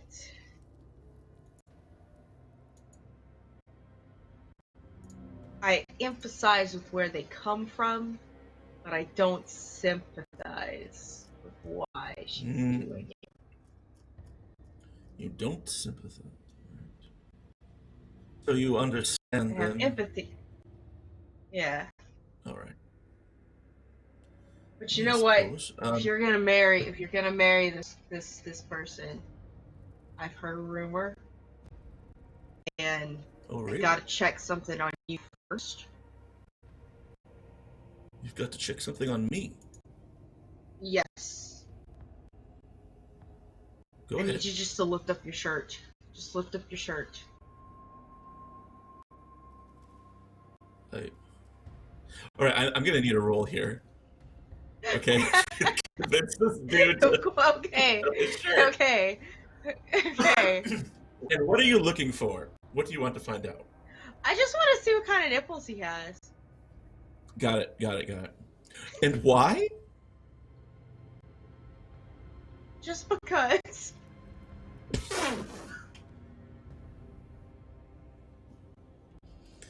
Nipple inspection? Because I'm strung out. And I'm just trying to. What I'm essentially trying to do is I'm trying to pretend that I know his possibly future betrothed so well enough that I know what That she kind of would nipples ask she's you? into. Yes. Like, I'm trying to Now- establish that I know this person well enough that they trust me to judge this person's body. I just want to express my love for all of you, all you players, for making me say words like nipple inspection. So, what's your role Yeah. here? Well, I am being quite deceptive, I think. Okay. So, can't deny that. And maybe even urges, I would say. Okay, That's so about that's it. 2. But you're also Mhm. strung out. So we're I'm gonna make very it 1. strung out, So yeah. roll Gotcha. 1d8 and 2d6s. Trying to convince this guy I'm so close to this person that I don't know, but trusting me with nipple inspection. I did get 2 6s and a 7. Oh my gosh. My nipple inspection That's- is so successful. There is a moment that feels like an eternity where he just kind Yeah. of looks at you, and then he slowly reaches his hands down and pulls up his shirt wordlessly. And do you see 2? They're great. I mean, what do you want me to say? They're great. There they are. And I'm gonna pull out a magnifying glass from my fanny pack and pretend I'm close my eye. I just want to take a moment to say welcome, just Raiders, folks from our friend Raven's channel. Val is currently inspecting a man's nipples with a magnifying glass. An angel man. So, This is on brand. it's all on brand. It's due to Those, the tone of the show. Yep, those will fit her kinks just well, sir. I think this is a great match. You should do it. He says, she must really value your opinion. Oh, absolutely. I'm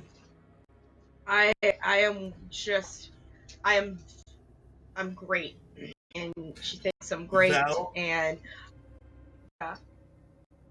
On your sheet, there's a place for province standing. I want you to province standing because of the impression you left on put this another man. one. Hell yeah! That's what we do here. Just your renown increases. Very renowned. I know my nipples. You do? So yeah, And she definitely cares. You don't have to worry about showing me anything else. She's more of everything above the waist, not below. So you're good. well, it's fine. But I think based on what I've inspected here, you're a good match. What I've She's seen. got saucers, so.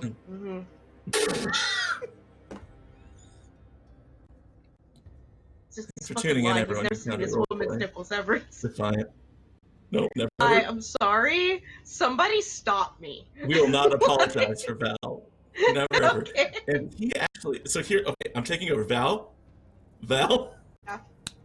Yeah. Okay. He reaches into his pocket and he says, if she trusts you, I feel like I can trust you. And he pulls out an envelope of, it's finely crafted paper and a small box about yay by yay, and it's thin and it's velvet lined and sort of has a bow around it. He's like, "Would you deliver this to the Princepsa for me?"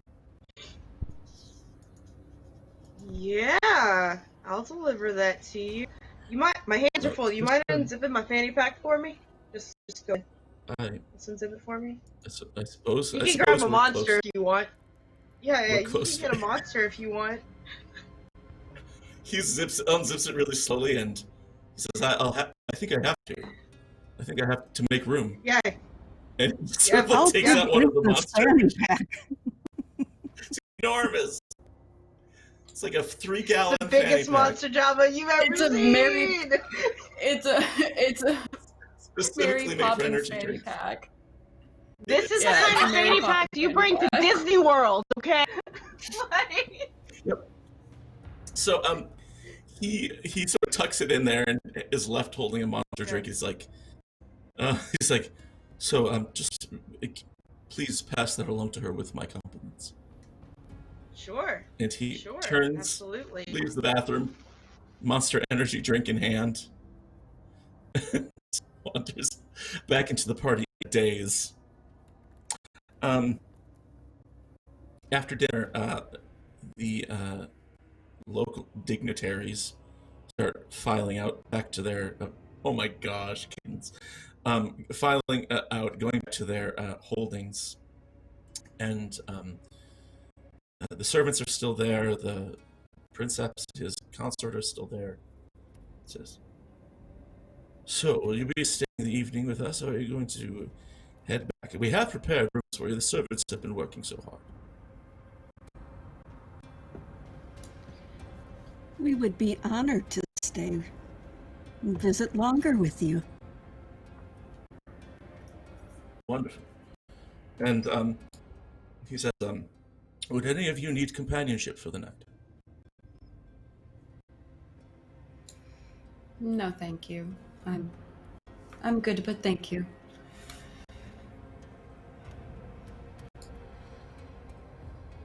Lord Reuben, Lady Vassar? Companionship?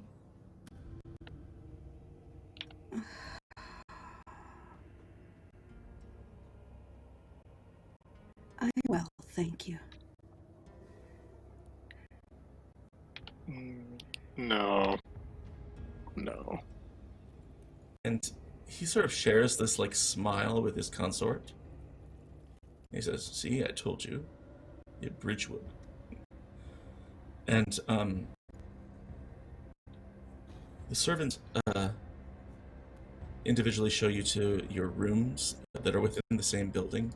It looks like this, was once a corporate building that's been refurbished into it's not a hotel. It's not even apartments. It's like a very tall mansion. And you each have your own room with nice furniture. And as you each enter, each of your rooms has a servant inside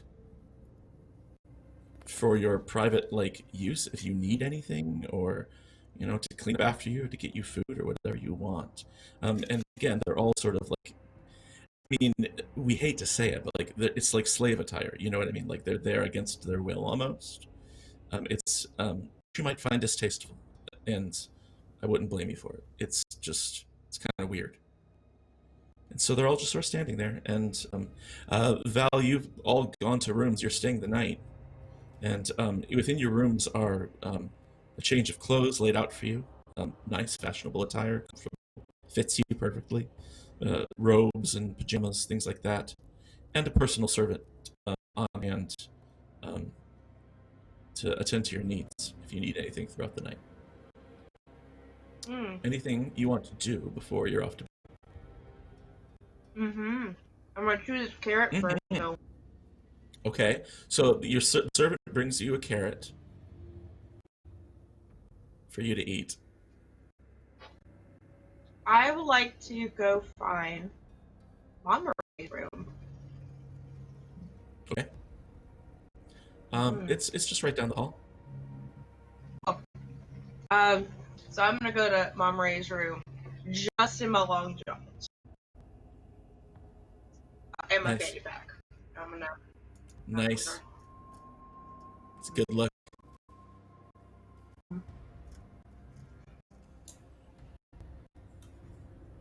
The door would probably be slightly open. I don't think she would keep it entirely closed before she goes to bed, just in case someone does end up stopping by. But yeah, if you push it open, it'll open. Oh. Hello. Hey. Hi. Nice. Do you need something? Double MR. Yeah. So I kind of convinced Raymond that I know his possible future betrothed. I really don't, but you do, right? Out of character. I don't know her as well as anybody else does, right? We all kind of know her on the same level. I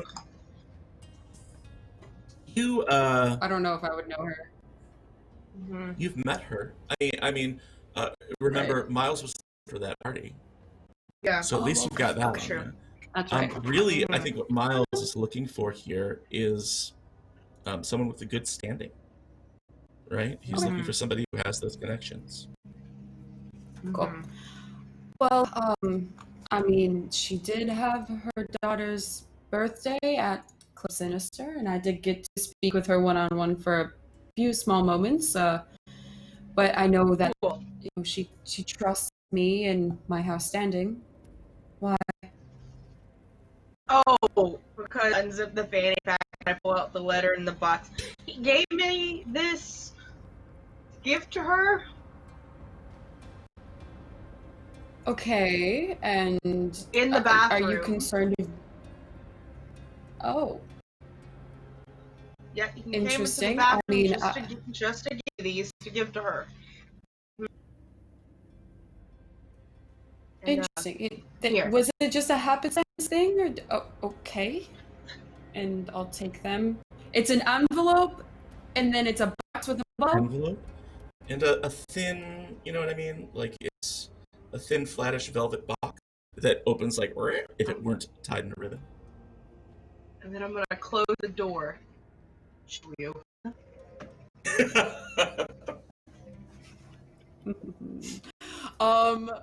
Okay, hold on. Ooh. I'm going to set it down on the table and sit like I imagine there's a small vanity, so she'll set it on the vanity and pull the chair out and sit in it. And she's just gonna kind of lift up the note and flip it back and forth over one of the vanity lights, and I would like to use a shard to ask a question. Ooh. What are they trying to hide? What are they trying to hide? Love it. So see if I can pick up anything translucent. Yeah. Well, yeah, if you're spending that shard, you can. In terms of the envelope, specifically, you're looking at the envelope, right? Yes. Because I think I can assume what's in the box. Right. You can assume it's some sort of gift that is jewelry in nature, or something like that, right? Yes. Obviously, it's a letter. And if you were to guess, just based on everything that you've witnessed and that you know already, and your ability to read people in general, to take that absorbed from Roland Dawn, you get the impression that this would be a proposal or a plea towards the Princepsa that highlights the connection that she already has with House Dawn as she was married to his older brother. It's probably going to play on that a little bit and sort of suggest this sort of joint partnership between these two districts. you get the feeling from everything you've seen that it's more of a political proposal within than it is a romantic one, but he is shooting for her heartstrings in terms of, you were married to my brother who you loved, so marry me because it's best for our problem. Well, I don't need to open it to tell you that it is probably a proposal letter of some sort and kind. I could imagine the box as some form of jewelry, ring, bracelet, whatever sort of thing. But I mean, if Roland gave that to you, or Raymond gave that to you, maybe what we came to achieve here is complete. Maybe we did. Oh, I mean, I'm we did hoping good. I think we did pretty all right. But I mean, I would still, I'm gonna like try to pick them up and give them back to you. I mean, if he specifically asked you, I would carry out that deed, just as good faith and measure. I mean, I can give it to her if you really want me to. If he is the one who's giving it to her and asked you, I don't want to step on that bounds. No, you know, I've got to. Maybe I'm always maybe I telling should my kids it's. Huh? Maybe you should take the liquids out of your fanny pack that I see sticking out, and don't jam the letter in there. It's for Princepsa. Oh, it's okay. There's only 2 more monsters in here. Well, they're not even in here. I left them on my vanity. Okay, well, don't put them back morning. in the bag. If anything gets Well, on that letter, they didn't give me clothes or with that pockets. box. Oh. Would you like me to hold your monsters for you? Those things you like to drink? I've never had one, and I don't want one, so please don't offer me one. I'm more worried about you getting the letter and the box there unscathed than I am about you drinking your monsters. Unless I can give you my bag. I can give you my side bag. You can have 2 bags. Oh yeah, let me see it. What's it look like? She'll hand you like her just like side bag. It's very like simple chain strap with like one of those buckles. It's like an old style vintage purse, but it's black and it's gold. So it like kind of snaps open, and it can fit 2 monsters in there if she takes everything else out. It's basically one of those like small like little side bags. So she'll just take everything out and just hand you this beautifully beaded antique bag and just say, you know what? It's fine. This isn't my style, fam. I don't want to ruin it with monsters. Here, it's okay. I'll just drink them all before we leave. It's fine. Or I can give them to servants. They seem to like. But should we do something about that? From my point of view, It's not everybody okay. has a certain something. Well, it's not okay if they don't agree to it, and I feel like this place would only have people in service that want to be here and want to abide by these rules, and if anybody didn't, they would just let them leave the court. I don't know. I'm lying. There is a servant in the room that's attached to this suite. I mean, they're right there. I don't think they're eavesdropping by any means, but she's gonna go. She's gonna knock on the door or knock on the wall, and then kind of like in the direction of where that door is to lead to the other room. I think she's just going to say, "I need you for a moment." They come in right away, and they're an angel also, and they sort of step forward. They say, "Yes, Lady Monroy, how can I help you?" Could you have a seat with us for a moment? We have to ask you some questions. It's nothing out of the ordinary. We just want to know a little bit more about this court and your place in this court, if you don't mind. Are you held here against your will? Just turn the light on this person. Just interrogate them. They say, "You want You want me to sit? I mean, please make yourself comfortable. I don't It's like expect you to another stand while we language, chat. like sit down, and they say, am I held here? No, I'm. I'm here to. I'm here to serve House Dawn. I'm here to serve the precinct. Of course. As you know. Of course. Are you happy? Like, do you want to be here? Oh, yes, I'm happy. It could be much worse. I've made the decisions I've made to support the Defiance, and well, as you know, to keep this place safe, we need to make sacrifices. It's like that law that the Princepsa made says. What law? Oh, I'm sorry. I forgot that. I forgot that. In your yes, we do precinct, preside over different laws. Yes. Lord Dawn rose to power by instating a law that says no sacrifice is too great to assist the rulers in their revelries, and I agree. I think that if it means that the rest of us have to be held in bondage, it could be much worse. So you originally would not prefer this current state that you are in, this new law. If I don't see what the other option. I don't. And he sort of becomes flustered, and they become flustered and just.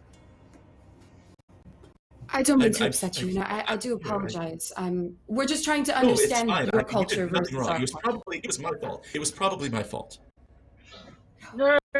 Don't gaslight yourself. You're fine.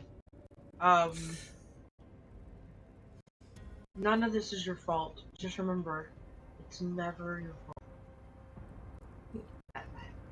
Okay. All right.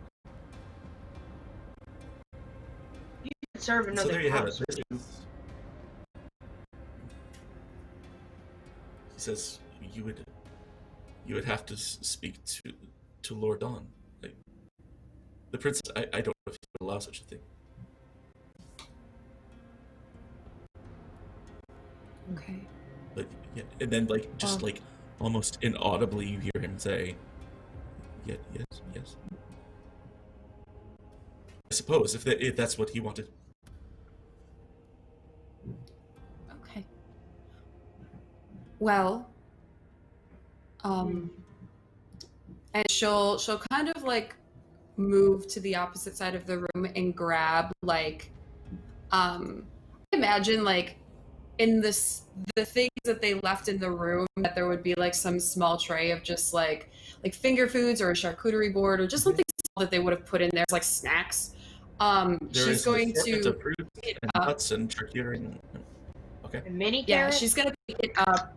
Yeah, she's gonna pick it up and bring it over on the vanity between where they're all sitting, and she's going to offer them to take part. Just be like, would you like to enjoy a snack and just kind of relax for maybe a few moments? I mean, if you are helping me, this is something that I am saying that is okay. So I don't want you to feel like you have to if you don't want to get in trouble, but you're more than welcome to sit and enjoy some company if you would so wish. This is the most wholesome roll that I'll ever ask you to make, Ray. So you're trying to convince him to go against his, I guess, like his gaslit instincts, right? Yeah, basically just being like it's okay for you to take part. Like we are, like, because she understands the court system and like there are different styles of courts. Monterey does, but this is a court that this is an extreme form of a court that she's never seen, and she doesn't quite agree with what's happening in this circumstance that seems to be presenting itself. So she just like kind of wants to give this person a breath of fresh air to get like hopefully like inspire them that it doesn't have to be like this. as weird as the terminology gets, you're trying to give him a moment of humanity, right? Even though none of you are Yes, humans. absolutely. Like, Yes. yeah, okay. Okay. Yeah. What would apply to this role? And don't forget, you have that other shard there too that you can use. Yes. I am think going we to also use that are shard. real close to that retweet goal. Okay. Oof. I'm going to use that shard for sure. I'm also going to use my passionate demeanor because I feel like that kind of like plays into it. But those are the only two things I have. Everything else is more controlling based, and this is not the environment that she wants to display that in. Right. I got it. Okay. Yeah, I think that's an interesting sort of challenge for Montgomery specifically, because she is used to being in control, and this isn't a power play situation, right? So yeah, this is one where she's like showing some submission, basically. Yeah. Real quick, here's what I'm going to do. We did hit our goal. Okay. We have hit our goal, so I'm going to give you a third also. So roll 3d8. Oh, okay. As our goal, I'm going to increase your roll here. Okay. Got a 5 and a 6 and a 2. Okay. It's a moderate success. So with that roll, they do sit and eat with you, and you get a brief glimpse of appreciation and like value in their eyes, you know? Mm-hmm. But then at the end, like, that has to end, at least for tonight. Right. And that's sort of a bitter ending for it. And so, like, you go off to sleep and they stand watch over you, and Miles swaggers off to his room. And that was so nice. You were so nice. Sometimes empathy and sympathy both go a long way, but thank you for being a part of it. I appreciate that. You have a good air about you.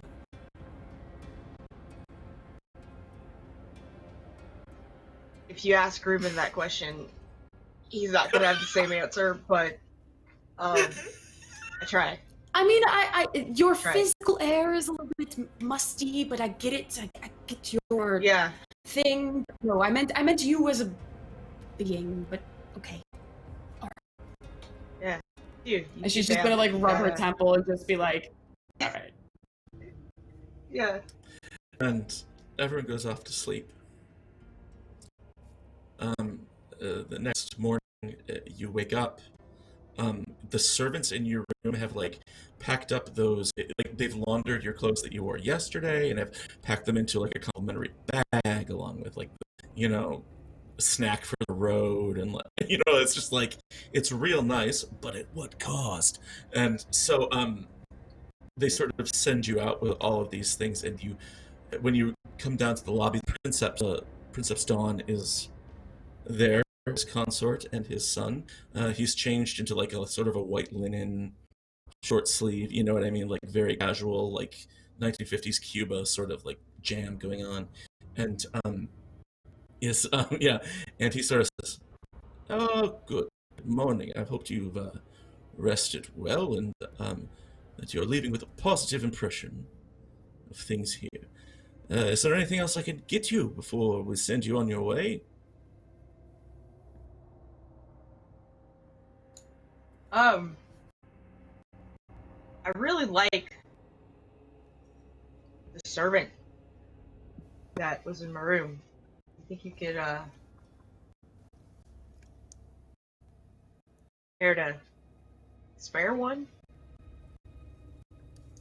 Spare a servant? You have so many. A member of my... I mean...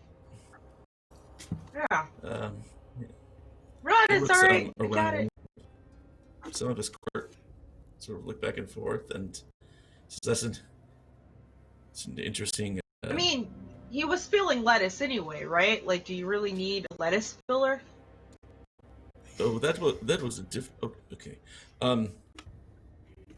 He looks around. Oh, they're all Okay. Sort of yeah, yeah. He sort of says, he thinks for a moment. I need a roll here for sure, Oh right? yeah, sure. Like, Yep. this is a big ask. Yeah, it's a big ass.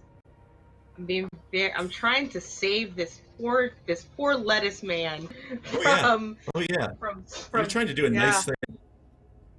You just save a lettuce man. charitable thing. Trying to save this lettuce kid, yeah, Mm-hmm. from any more further torture.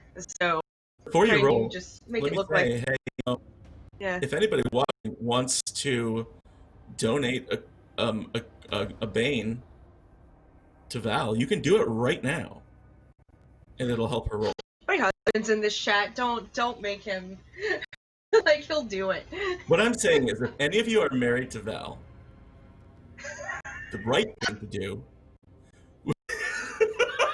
if you love her, no, I won't do that at all. But, Okay. what do you have any that would apply? With his because he's an ardent, right? Doesn't that give him because he's essentially like a guardian angel? I think he has like the charitable trait to kind of go with that, and he's also being very kind again. I would say.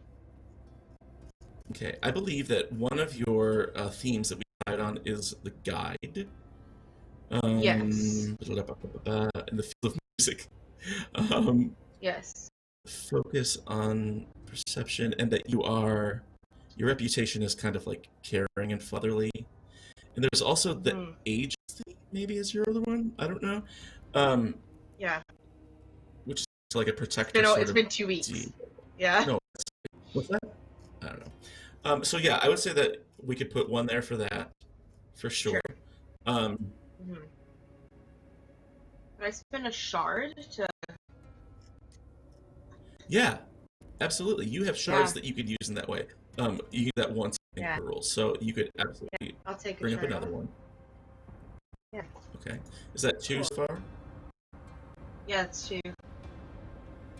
Okay. Do you want to roll for that, or is there any other mischief you want to try? Are you just waiting for your husband to make a donation? I'm definitely not. Please don't. We have no money. We just came back from vacation. No. All right. So roll 2d8 All and right. 1d6. Cool.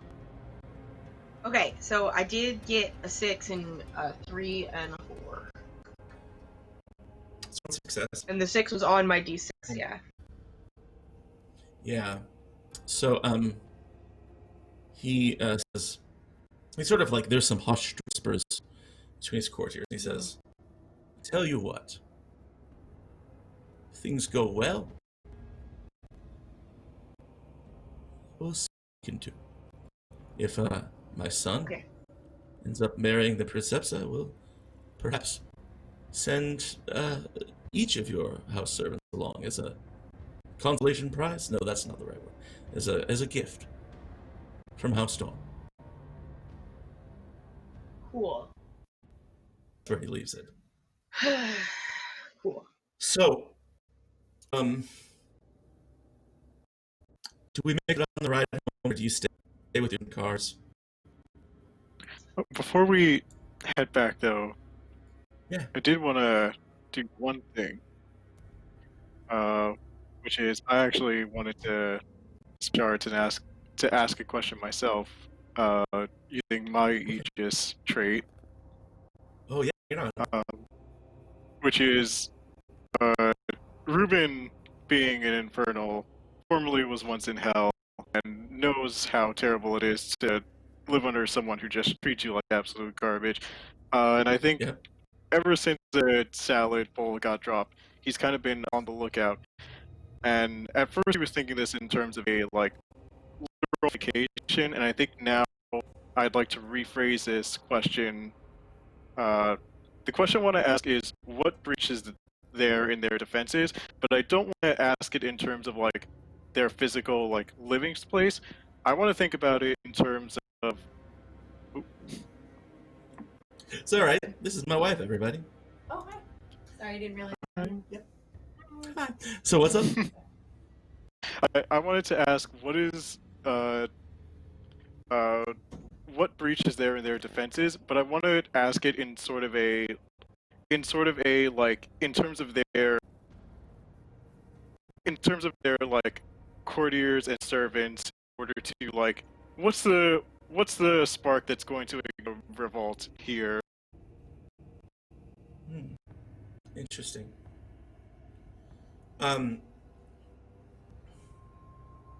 Sure. Okay. So you asked that, like, what's the weak link in this chain that could cause a turnover of power, basically.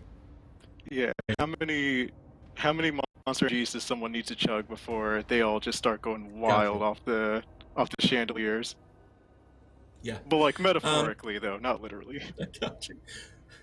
So what does it take to inspire a revolution? And I mean, you get the answer, and the answer is a lot, and a lot more you can do within just a matter of moments.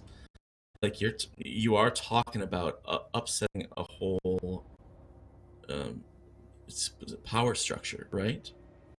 What we could do with that is, if as a second endeavor you want to start like a 12-step endeavor to sort of like servant within the servant class of this other place. I mean, that's going to take some work, but you could sure start on it and do your part if you want. Oh boy. Yeah, I'll take that endeavor. That feels like something. That feels like something at least would be worth it, whether I actually succeed in it or not, because who knows, I already have another 12-step endeavor going on, or 15-step. Yeah. Okay. All right. Anything else? All right. No, not right. So, not unless I'm about to spend another shard. Nope. I think that you all get back in your cars. I'm going to say that your travel buddies stay the same. Battery Boys in one car, Party Talk in another car. And you make your way back. You get closer to Bridgewood Boulevard as you enter the city. Something unexpected happens, which is both cars you can see out the window are headed to the same location, and it's not the rest of you. It's not any of your holdings. It's someplace else. It's some, like, it looks like maybe this huge place that used to be like a sports stadium or something like that. You don't think there's professional sports here anymore, but it pulls into a wide garage at the base of this baseball stadium, and sitting in one of the dugouts is the man that you know to be Velatron, who is the son of the Princepsa, Velatron. And he approaches the cars as you sort of get out, and he says, "Apologies for diverting your travels. I understand you've been to Northbank Mills. Yeah. Am I right in supposing that you have been asked to support Raymond Dawn's courting my mother?" Is he your uncle? Yes. I guess technically. But whatever the case, I'm going to need your help to make sure that that doesn't happen. And I think that's a good beat to end on right there. So that's where we'll stop for today. And so Sir. that was fun. There's juicy bits in there, sir. There was fun. I did not expect the Monster Energy drink thing to be the theme episode. So good. But it was really fun. I hope everybody else had a good time too. So if Monster wants the to alternate sponsor name- us, right? Yeah. Yeah, for real. The alternate title for this episode is definitely one monster, two monster, three monster revolution, right? You know, I'm not sure. Yeah, okay, yeah, that's it, for sure. So- That's it. No, I don't even know if I put a name on this episode, Yeah. so that's it. The Monster That's the. Revolution. Dance Dance Monster Revolution. Oh my goodness. Hey, everybody who's watching, if you're watching on YouTube, really appreciate it. I know that when I watch YouTube videos, I skip around, but if you've watched all the way to the end, that's fantastic. Please give us a thumbs up and leave us a comment down below. We really appreciate those, and they're great. If you want to share this with a friend or any of the shows here on Encounter Roleplay, that's terrific, and we appreciate that as well. Everybody who's in chatting live, y'all are great. Thank you for helping us meet that retweet goal and just sticking around for this ridiculousness. You are all wonderful people. We have a little bit of time, so let's go around the square here. And what I'd like to hear from everybody is your name, where we can find you on the internet. A highlight of today for you, it could be something, how about something that somebody else did, if that sounds good. So think of a moment you had with somebody else or something that somebody else dropped that was a lot of fun, and sort of put the spotlight on them for a moment. And then also, of course, you know, what else you've got going on, any sort of things like that. Let's start with, looks like Ray's saying, Ray. Ray, you good? Yeah, I'm like, did you have fun? How's it going? of course I had fun. This is like, it's a wacky adventure every week. It's so different, and we were getting pulled in so many different directions, and I really love it. Like, just thinking about the social encounter aspect in a different way than you usually do when you play TTRPGs. It's been a lot of fun. I love the interaction between Monterey and Miles. I just liked how she doesn't even understand why he went to her. It was more so of like, sure, I have status, so does Visar. Like, Visar's part, like there was just many other things going on in her mind, so she didn't think she was like a prominent person to go to. But like, I liked their kind of like weird interaction, and then her trying to give him a purse to put the monsters in and everything. Like, that was a very good, wholesome moment. And then with the servant, I just really liked that scene. It was very wholesome.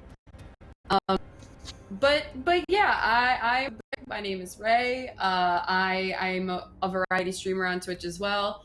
Lately, I've been getting into a lot of Wild RP, which is Red Dead Redemption 2 stuff. So if you're interested in that, go to my channel. But yeah, on Fridays, I'm here as Monterey, and I love it. So come back. That's awesome. And thank you to everybody. I love this group so much. Y'all are so much fun. How about we go down to Cadence? How are you? What was the highlight for you? I think connecting with Mama Rai and in the car and arranging this weird connection between our two clubs. It could be interesting. Yeah. Be interesting. Was that? Maybe we could include Miles University as well and get rid of and Ruben. Hold on. What if Ruben's train? Yeah, just do a loop between the three. Take us. Just a party train. Party train. Party college train. It can have a theme every weekend. Oh my god. I love this. Consider Maybe every this call game, or maybe we've just come up with $1 billion idea. Okay, so maybe we'll just put this in the real world. Oh yes. So Cadence, I where can we be find found what do you on Twitter at the Magdalene Bloom. This Sunday, I'm going to be playing in 10 Candles, and I do not remember who I'm playing with, so just look for it Sunday night. I don't know. My brain hurts. It's been a week. It has been a week. It's been a while, but you were a delight today. Thank you for playing and for being here. And you're amazing, Paul. Game Master. I'm trying my best. I'm just, man, Rain in the I love all chaos. of you. Well, what's happening? What's a highlight for you? Where can we find you? You know, that stuff. Alright, I'll bullet. I fully dissociated during the nipple conversation, so I think that warrants, like, no. I wasn't here physically, well, here physically, here mentally or emotionally for it, but you know, I endorse it. I spent like the entire time, if anyone just saw my face, like looking down like this, scribbling on something, I was literally trying to find a marker that would show up, just to show up, just me writing this on here.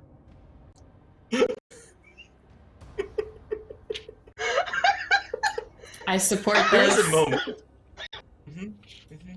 For sure. Hold on, I also have Where can we case. find you? I will. Actually, probably not. I'm really forgetful.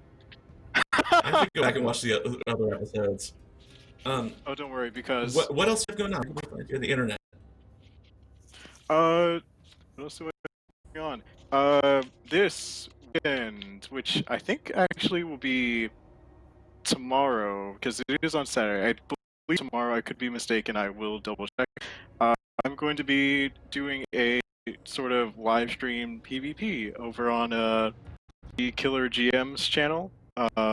Nice. Matt, I do not remember what your Twitch channel is. I'm so sorry. But I'm going to be participating in that along with Celeste. If anyone has seen what they are on, what shows they're on, You love Celeste. fully recommend going to check out the Mask series that they're on as well. That's one of my favorite. I need to catch up on it. But aside from that, just, you know, surviving till this month ends, and then this like 300-year 2020 year will finally go away. There's light at the end of the tunnel. Right. Cool. Thank you, Hel. Hey, Val. What was your VP? What's in your head? What do you have going on? Because I know you're busy. Yeah, so I think like my thing was I really liked both the moments that I got to have with Ruben and with my. I'm gonna get saw really soon. I love having those weird little character improv moments just between two different characters. So I'm kind of like Ruben was just mostly my highlight because anytime I could drop the best boy band of all time, Backstreet Boys works for me. And getting him on the back train, I think, was what was going on. You can find me at Valdrian on the Twitters and the Twitch. I produce TTRPG content. The next time we're going live is actually tomorrow morning, where we have an Emberwind campaign, and we are actually doing a giveaway with all of like the Emberwind books there. So if you're interested in winning some free stuff, come see us tomorrow. We'll have some good things. Otherwise, that's where I'm at. There's a lot of stuff going on the channel. Just come and see us and say hi to all my friends. Awesome. I think one of my favorite moments, I like subtle things, and one of my favorite moments was the moment where we sort of improv that Monmaret and her partner were on other sides sort of threshold, and that was just a really kind of cool image about privacy and publicness. And also Marriage Speakeasy was a highlight too from that scene, is that it's sort of like reverse Scandal or something like that. It's so weird, everything's flipped. So I really appreciate that, but all of you had moments today that I was really happy with. I'm Doc Rimbo. I'm Doc Rimbo on Twitter. I'm Doc Rimbo Twitch at twitch.tv/DocRimbo. I have mostly been playing Wild RP, just like Ray, and so if you come to her channel or my channel, you might run into one of our characters in a video game together being imaginary cowboys. And just a whole lot of fun. And then, of course, I'm here every Friday night with this fantastic so much. Huge thanks once more to our sponsors. Let's get a sponsor thing going here. I want to make sure I get all here. First of all, I did it wrong. There's an S. Come on, listen. There we go. huge thanks to Haven, new RPG that you can get on Drive-Thru RPG right now. Modifius, publishers of amazing games that you need to get right now, which I already gush about on a regular basis, so I won't do it again, but everyone should go and check out their new system. And iHunt and Axon Punk, and of course Defiant, the game that we are playing today from Game Machinery. We're having a lot of fun with it, and I hope that everybody out there is having fun too. I think that's all I have. I think we're going to call it right there. But huge thanks to everybody. Thank you, chat, for being so wonderful one more time. Thanks to all of our techs and everybody. And we will see you guys on Monday for more nonsense. Okay? All right. That's time for us to say bye.